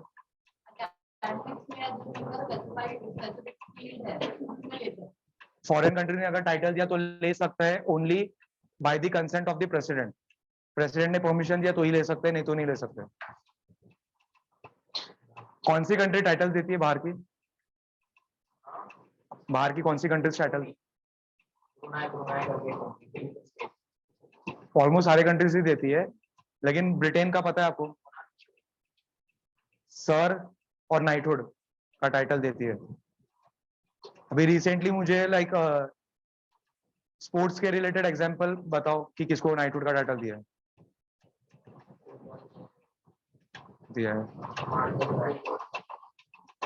और F1 का एक रेसर है सबसे बड़ा, लेविस हैमिल्टन, उसको भी दिया है।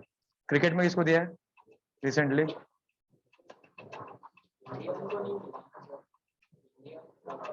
इंडियन किसी क्रिकेटर को नहीं मिला है, इंग्लिश क्रिकेटर को ही मिला है। बेन स्टोक्स को मिला है क्या? बेन स्टोक्स को मिला है? आई थिंक मिला है। बेन स्टोक्स के पहले एलिस्टर कुक को मिला, जो इंग्लैंड का कैप्टन था। तो ये क्वेश्चन, ऐसे क्वेश्चन आते हैं कि नाइटहुड की टाइटल किसको दी है रिसेंटली।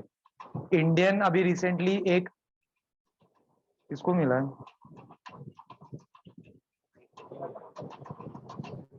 नाइटहुड की टाइटल मिली एक इंडियन को,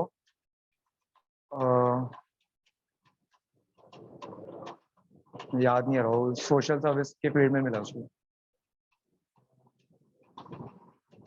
एनीवेज, याद आएगा तो बताऊंगा। So abolition of titles, article 18।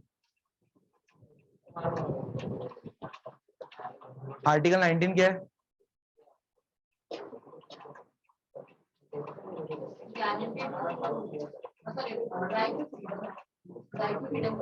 Freedom of speech. Right, and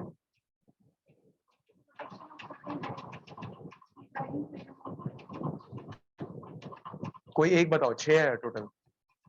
right to freedom है सारे। freedom of assemble peacefully without arms and without freedom to form association. कहाँ से लिखा हुआ?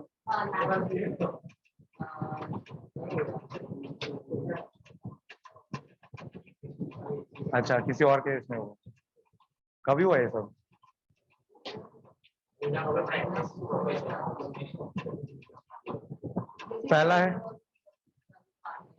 पहला है freedom of speech and expression, जो कि बहुत पॉपुलर है। फ्रीडम ऑफ स्पीच, हमें फ्रीडम ऑफ स्पीच ही नहीं मिल रहा, it's my freedom of expression.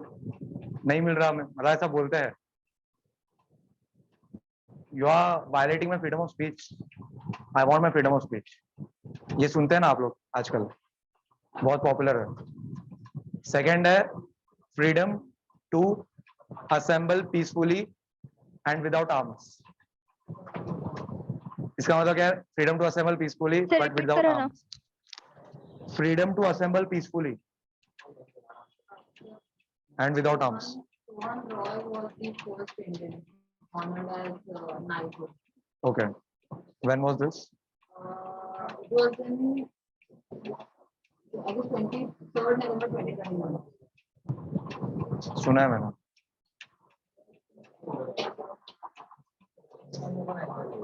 आप लोग लिख रहे हो ना सब लोग? समझा? Right to assemble peacefully and without arms का मतलब एग्जाम्पल दो। Right to assemble peacefully and without arms. Peaceful protest, that is the word. अगर किसी को आंदोलन करना है तो कर सकता है, लेकिन अनार्म्ड, विदाउट वायलेंस।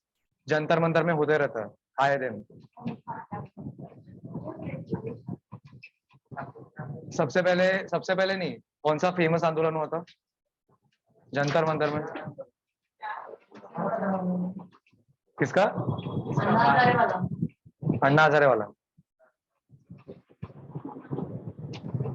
सो जंतर मंतर में आए दिन आंदोलन होते रहते, लेकिन टिल इट इज पीसफुल वो ठीक है, कर सकते हैं, वो आपका राइट है। तो 4-5 साल पहले केरल के साउथ के फार्मर्स थे, they were protesting. नहीं है, पीसफुल रहेगा, पीसफुल रहेगा। हाँ, सबसे बड़ा यही हुआ।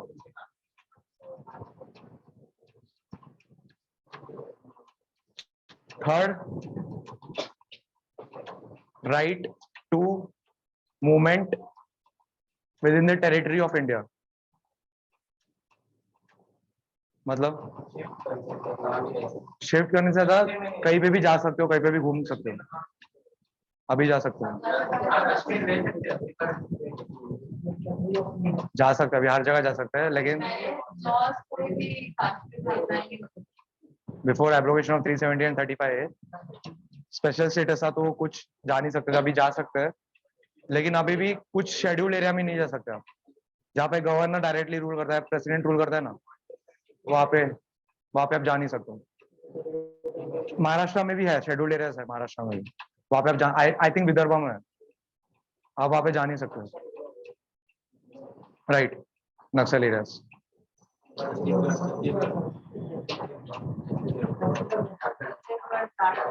तेरे को बता रहेगा झारखंड में।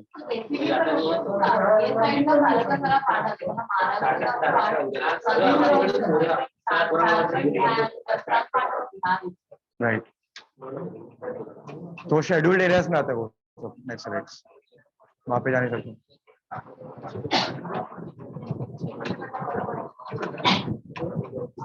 फोर्थ लिखो, right to reside and settle in any part of the country. Right to reside and settle in any part of the country. ये वाला वो कश्मीर वाला है, ये आप जा सकते हो, रिसाइड मतलब आप रह सकते हो कहीं पे भी। अभी मुझे पता नहीं,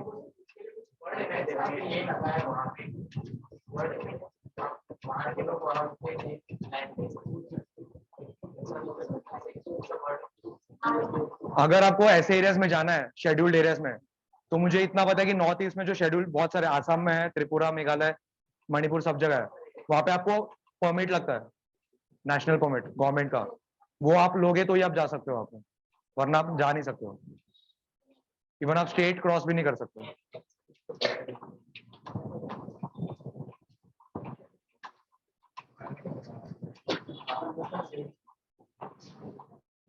भाई तो अभी जा सकते कि नहीं कश्मीर में रहने को? जा सकते हो?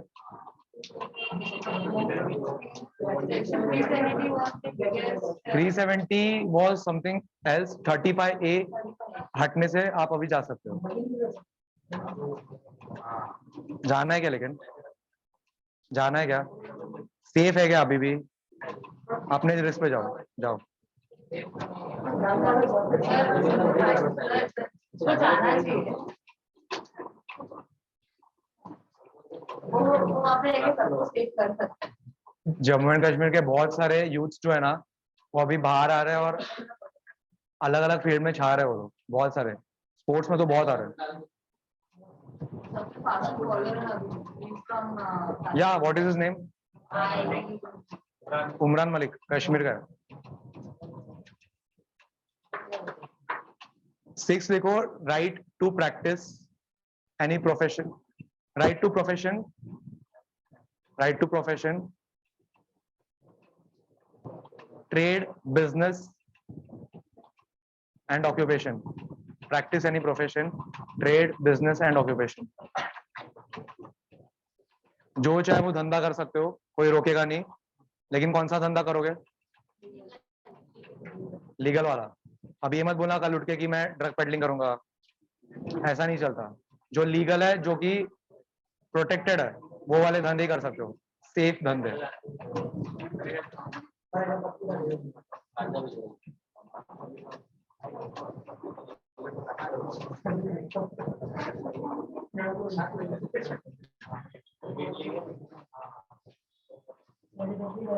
बॉलीवुड में जाके भेजो।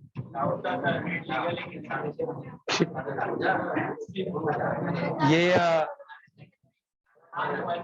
इंडिया में शायद नहीं है, नहीं है ना? वीड लीगल है क्या? नहीं है ना? मैरिजुआना इंडिया में लीगल नहीं है, भांग लीगल है। मैरिजुआना इंडिया में लीगल नहीं है। मैरिजुआना क्यों उगाते इसलिए?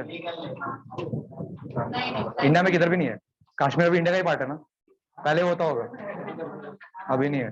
सिर्फ मेडिकल प्रोफेशन में जो है जिनके पास क्या चल रहा है पीछे? हम मुझे तो सुनना ही है।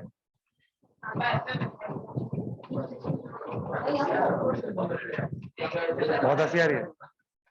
अच्छा, आप लोग क्या बताओ ना, जोक क्या है? ठीक है, सो आर्टिकल 19 हो गया।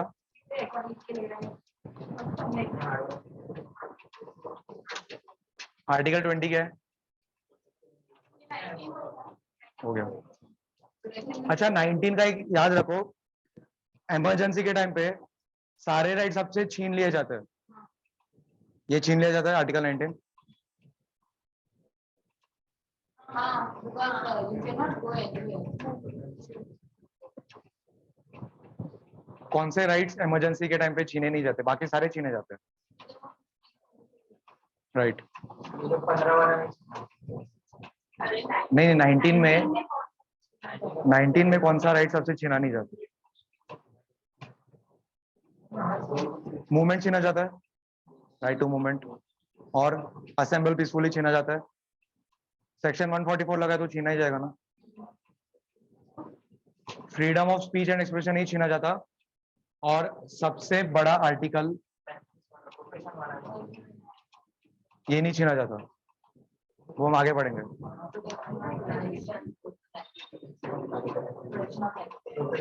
Right to life and personal liberty. But sir, how can emergency, basically emergency is almost like section 144. So उसमें उस टाइम पे freedom of speech कहाँ था? तो जितने भी लोगों ने बात की सबको चेक करा।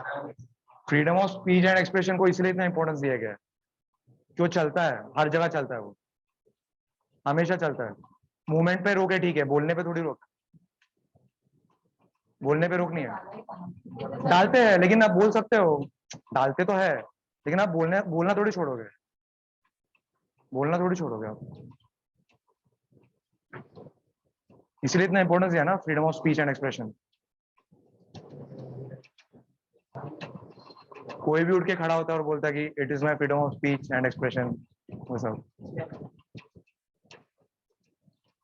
आर्टिकल 20 क्या है?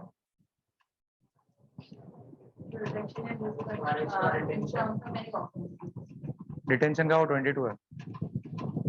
Protection in respect of conviction of offences. इसका मतलब protection in respect of conviction for offences, इसका मतलब क्या है? मतलब जो भी क्राइम किया या कुछ करना, protection in respect of conviction for offences, article 20।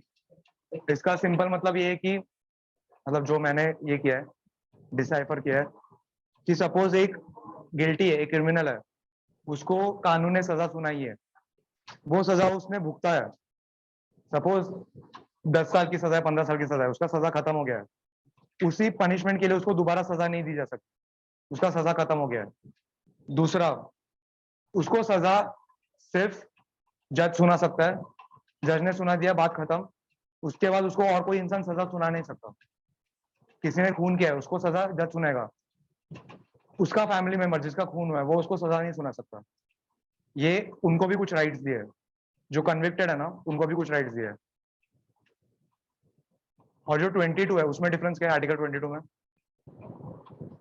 It's for protection of life and arrest and detention, arrest and detention in certain cases, मतलब जब तक प्रूव नहीं हो तभी तक किसी को आप अरेस्ट करके अंदर नहीं डाल सकते। डिटेंशन और अरेस्ट, अगर सपोज कोई अक्यूज्ड है तो सबसे पहले आपको क्या करना है, 24 आवर्स के पहले आपको मैजिस्ट्रेट के पास लेके जाना है, ठीक है। कभी कभी क्या होता है कि आपको कस्टडी में रखना पड़ता है, जुडिशियल कस्टडी में, रिमांड में रखना पड़ता है, ठीक है।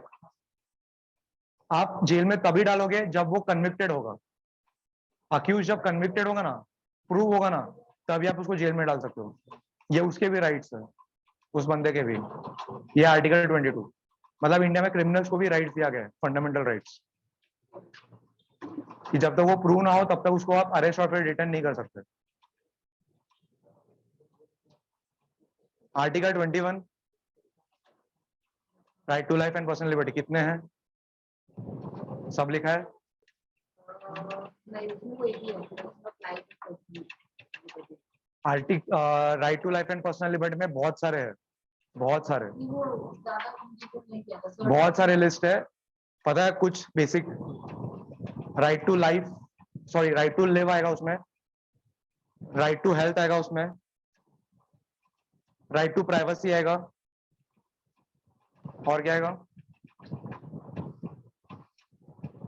बहुत सारे इंटरेस्टिंग इंटरेस्टिंग है। और एक बताओ, right to breathe fresh air,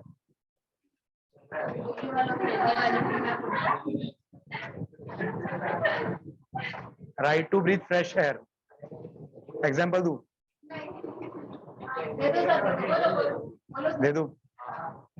suppose सामने वाला बंदा कोई है जो स्मोक कर रहा है, ठीक है, और उसके सामने कोई बंदा है जो पैसिव स्मोकिंग कर रहा है, तो ये उसको बोलेगा कि तू स्मोक क्यों कर रहा है, स्मोक मत कर, मुझे ब्रीथ करने में प्रॉब्लम हो रहा है। तो ये बोलेगा कि it is my right to life and personal liberty, मेरा इंडिविजुअल राइट है, मैं स्मोक कर सकता हूँ। वो क्या बोलेगा? It is my right to breathe fresh air, ये वो बोलेगा। पकड़ा किसका भारी है? फ्रेश एयर वाला, वो जीतेगा केस। दोनों बराबर है, लेकिन ज्यादा बराबर कौन है? और एक बताओ, राइट टू स्लीप, सोने का भी अधिकार है। और एक सबसे इंपॉर्टेंट बताओ, आप सबको अच्छा लगेगा, जो आप सब यूज करते हो, राइट टू इंटरनेट। और एक बताओ, राइट टू इलेक्ट्रिसिटी। ये सारे राइट्स है, पूरा लिस्ट है, बताओ। ये सारे राइट कितने सालों तक लोगों को पता है? सर एक वर्ड होता है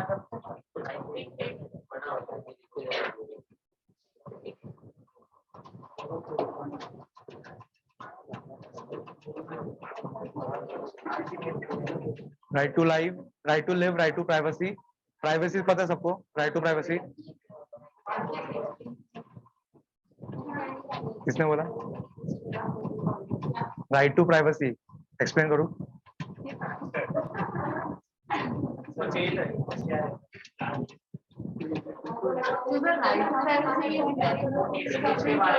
आप सब लोग रिलेट करोगे उसको, सब लोग रिलेट करोगे राइट टू प्राइवेसी।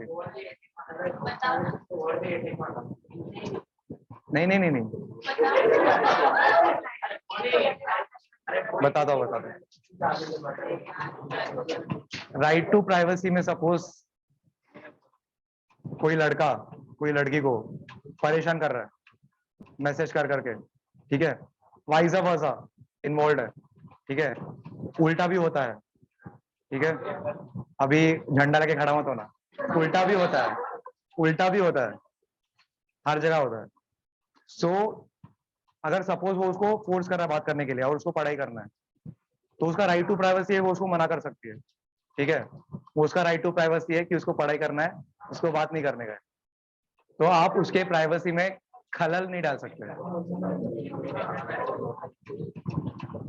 समझा? ये आपका फंडामेंटल राइट है, राइट टू प्राइवेसी।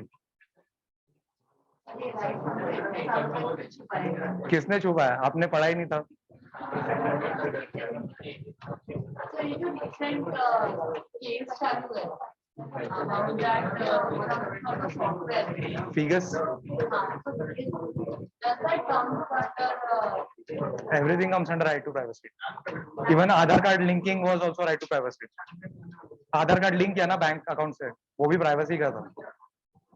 सब लोग सुनो पीछे, आधार कार्ड जो लिंक किया ना बैंक अकाउंट से, वो भी राइट टू प्राइवेसी का यही था, मैं तो मानता हूँ, नहीं करना चाहिए था। मोबाइल नंबर भी लिंक किया है, वो भी नहीं करना चाहिए था। तो ये सब राइट टू प्राइवेसी का ही है। इवन ऐसा भी सुनने में है कि आप जो सोशल मीडिया साइट्स यूज करते हो, थर्ड पार्टी, वो सब व्हाट्सएप सेफ है ऐसा बोलते हैं, सिक्योर्ड है वो सब, हाँ, लेकिन वो डेटा रहता है किसी के पास। तो डोनाल्ड ट्रम्प जीता था ना, तो यही हुआ था, रशिया कंट्रोल कर रहा था उसको, Russia help Donald Trump to win the election, planted था वो डोनाल्ड ट्रम्प। और भी कुछ है फंडामेंटल राइट्स, को सुनो। Right for free help of law, बहुत बड़ा लिस्ट है ये, कोई याद नहीं रख सकता ये। Right for free help of law मतलब आपको लॉ फ्री है इंडिया में या फिर कहीं पे भी लॉ फ्री है क्या? अभी कंफ्यूजन दूर कर दो। लॉ फ्री है, लॉयर फ्री नहीं है। लॉ फ्री है, लॉयर फ्री नहीं है। लॉयर को पैसे देने पड़ेंगे, लॉयर आपको लॉ थोड़ी देगा, लॉ कौन देगा? जज देगा। तो लॉयर को पैसे देने ही पड़ेंगे, वो लड़ रहा है आपके लिए, लेकिन जज आपसे पैसा नहीं लेगा। पब्लिक प्रोसिक्यूटर्स वो फ्री में लड़ते ना। राइट अगेंस्ट सेपरेट जेल, ये भी है, राइट अगेंस्ट सेपरेट जेल। कुछ पॉलिटिशियन को सेपरेट जेल मिलता है ना, लालू बिलू को, right against separate jail. Right against handcuffs, इसका मतलब क्या है? अगर सपोज किसी पे डाउट है, कोई कन्विक्टेड नहीं है, तो उसको आप हथकड़ी पहन के आप लेके नहीं जा सकते, उसको रस्सी से बांध के लेके जाते हैं। जब तक वो कन्विक्टेड नहीं है उसको हैंडकफ्स नहीं लगा सकते। Right to handcuffs, right against handcuffs.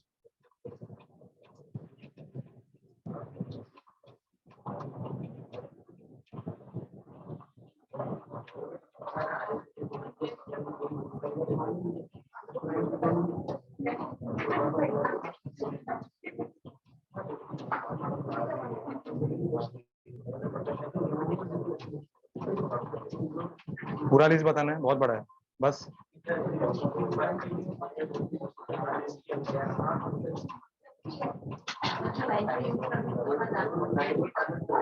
सबसे इम्पोर्टेंट नहीं, सबसे इम्पोर्टेंट तो मैंने बताया नहीं, वो सबसे इम्पोर्टेंट है।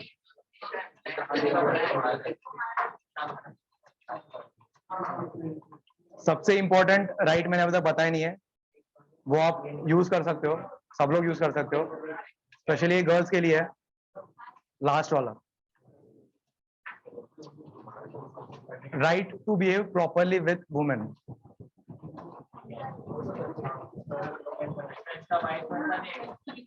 इसका वाइस पता नहीं है, इसका वाइस पता नहीं है।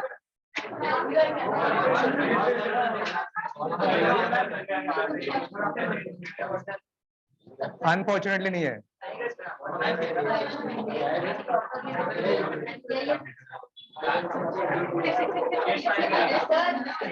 आंदोलन करते हैं, आंदोलन।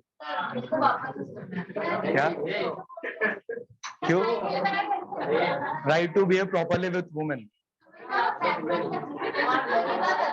समजलं? लक्षात ठेव आता, लक्षात ठेव।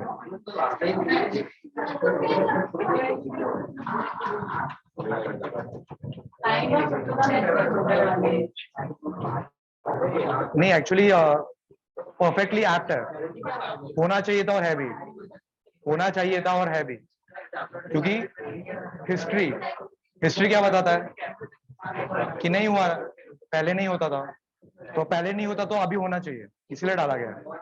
Right to behave properly with women थे।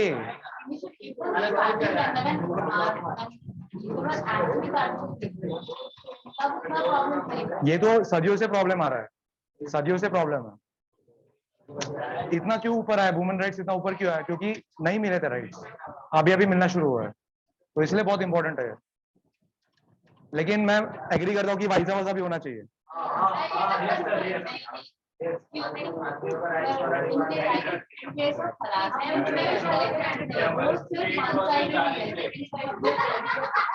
क्या हरासमेंट सेकंड साइड से नहीं होता?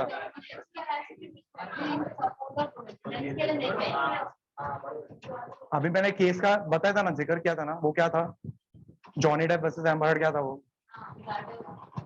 मिसयूज हुआ ना वहां पे, कंप्लीट मिसयूज हुआ ना, तो ऐसे भी होता है।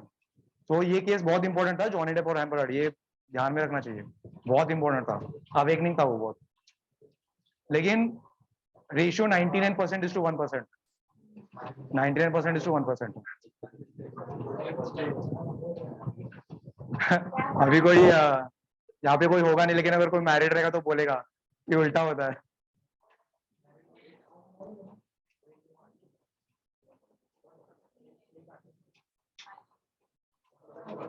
है क्या?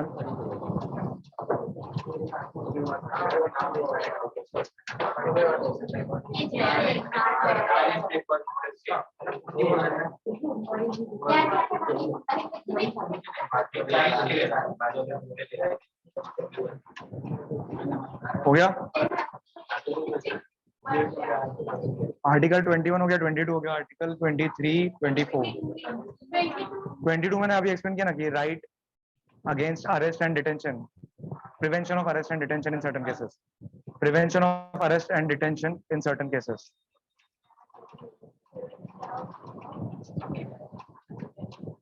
Prevention of arrest and detention in certain cases. 23 कौन सा है?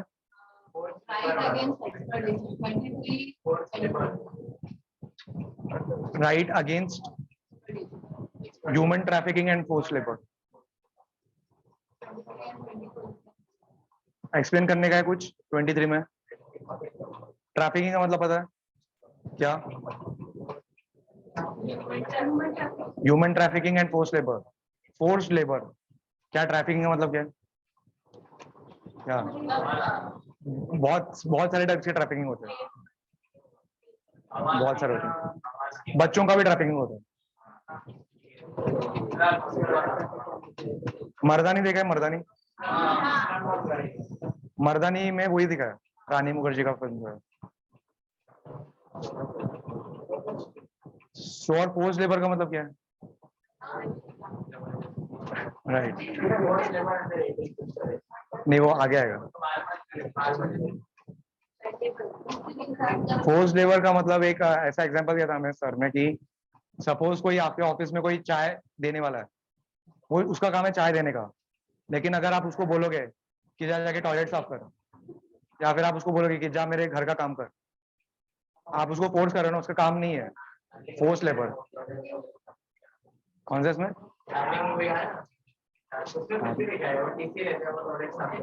डार्लिंग कौन सा? अच्छा आलिया भट्ट, वो web series.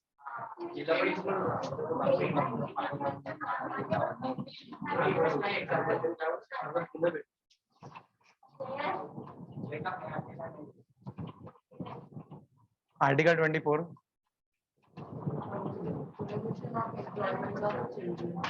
prohibition of employment of children in factories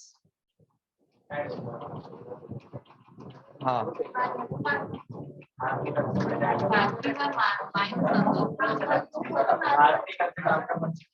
less than 14 years कोई भी बच्चा फैक्ट्री में काम नहीं कर सकता।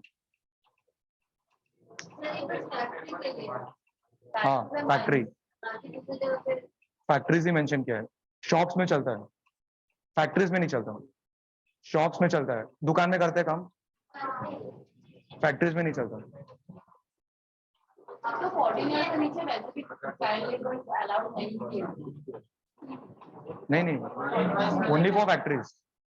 शॉप में भी अगर छोटी मोटी दुकान है वहां चल रहा है। हाँ स्ट्रक्चर्ड रहेगा तो नहीं चलता, नॉन ऑर्गेनाइज में चलता है।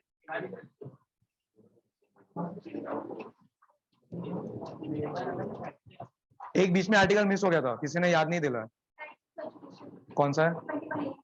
आर्टिकल 21 है, पता है? राइट टू एजुकेशन कभी ऐड किया था? 21A right to education. 14 years तक सबको प्राइमरी एजुकेशन कंपलसरी मिलनी चाहिए। 14 इयर्स तक प्राइमरी एजुकेशन सबको कंपलसरी मिलनी चाहिए, फ्री भी मिलनी चाहिए, ऐसा भी है।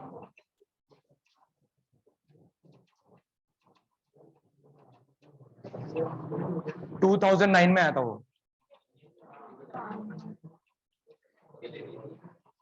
21 है, RTI 2005 एक्ट पास हुआ था 2005 में, इम्प्लीमेंट 2006 में हुआ।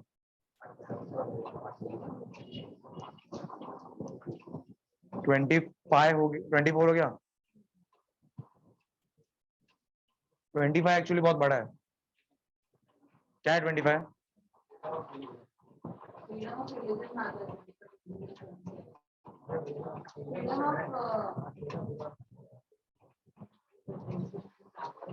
Profession practice religion, profession practice and propagation of religion. Conscience भी है, freedom of conscience, profession practice and propagation of religion.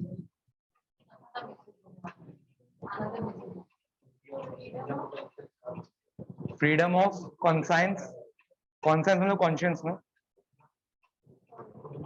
Conscience, profession, practice and propagation of religion.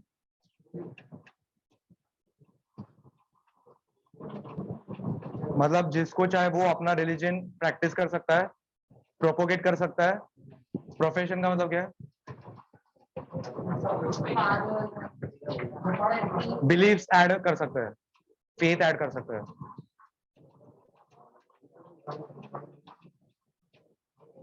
To some extent right है, misuse होता है to some extent.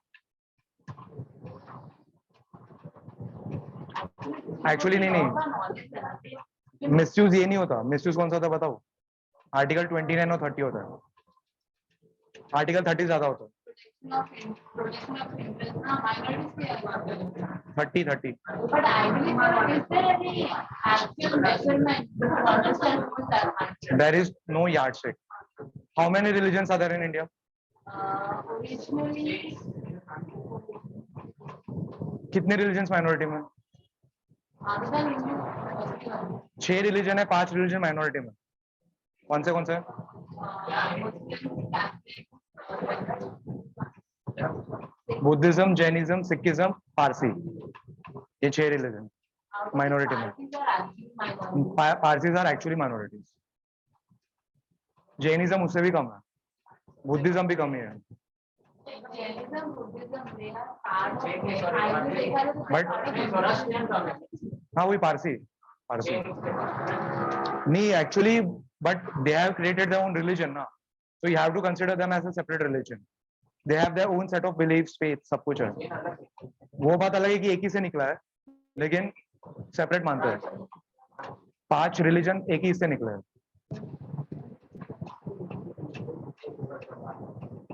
नहीं है, बोला था मैंने।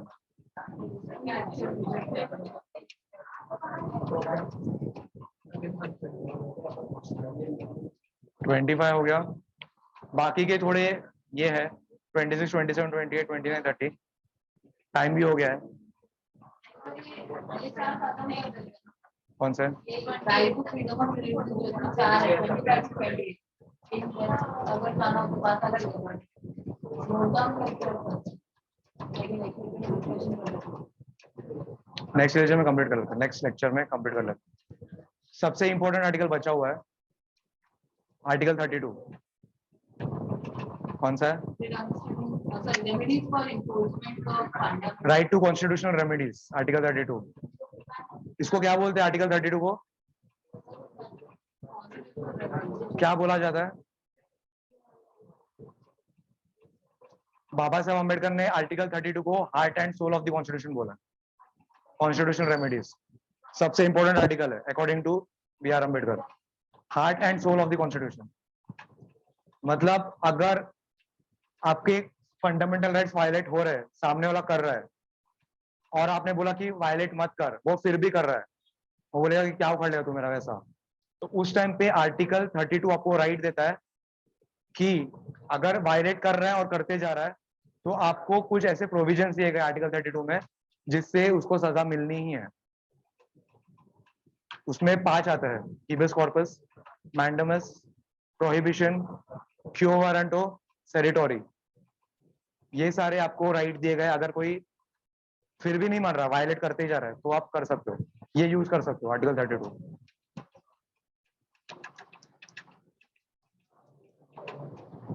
ठीक है?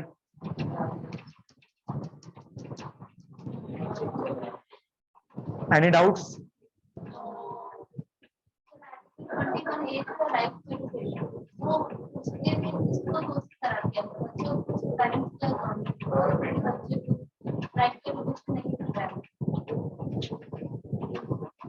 पेरेंट्स की गलती की वजह से गवर्नमेंट को वो स्टेप लेना पड़ा।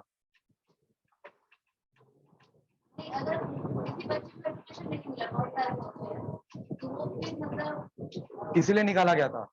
मिल नहीं रहा था अलग इशू है, लेकिन रिस्पॉन्सिबिलिटी किसका है? पेरेंट्स का है। तो क्योंकि वो नहीं हो रहा था इसलिए गवर्नमेंट को स्टेप अप करना पड़ा कि ये कंपलसरी करते हैं, फ्री एंड कंपलसरी करते हैं। 14 एज तक प्राइमरी एजुकेशन सबको मिलना ही चाहिए।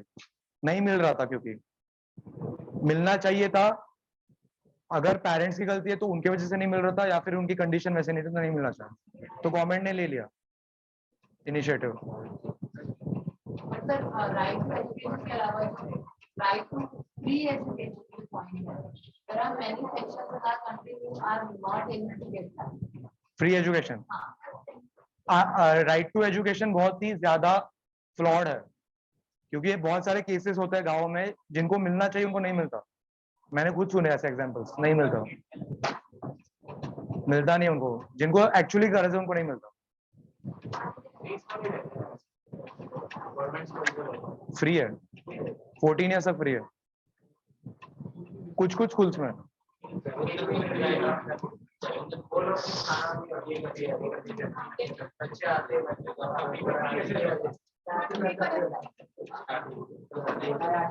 तमिलनाडु ने मिड डे मील तो पहले लॉन्च किया ही था, लेकिन उन्होंने ब्रेकफास्ट भी लॉन्च किया है बच्चों के लिए। तमिलनाडु ने, कर्नाटका ने एग्स देना स्टार्ट किया है ताकि बच्चे आए स्कूल में। अभी सारे स्टेट्स में हुआ है।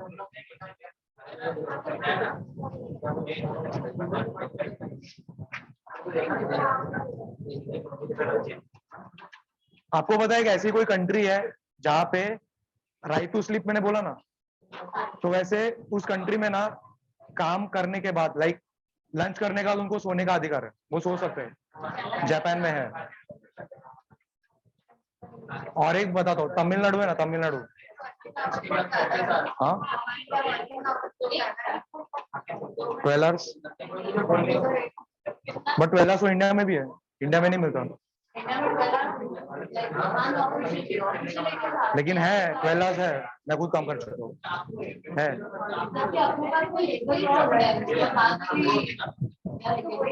तमिलनाडु में एक लॉ निकाला गया था कि अगर कोई स्टैंडिंग जॉब कर रहा है ना तो उसको बैठने का अधिकार है, स्टूल पे या फिर कुर्सी पे। नहीं, एक्चुअली जो शॉप्स होते थे ना, तो सेल्समैन सारे खड़े होकर काम करते ना, तो उनको बैठने का अधिकार दिया गया।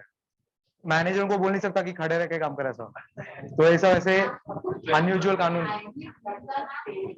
Basic rights, basic common sense. इसलिए तो जुडिशरी मतलब सारा काम वही कर रहा है ना, गाइडलाइंस बनाने का।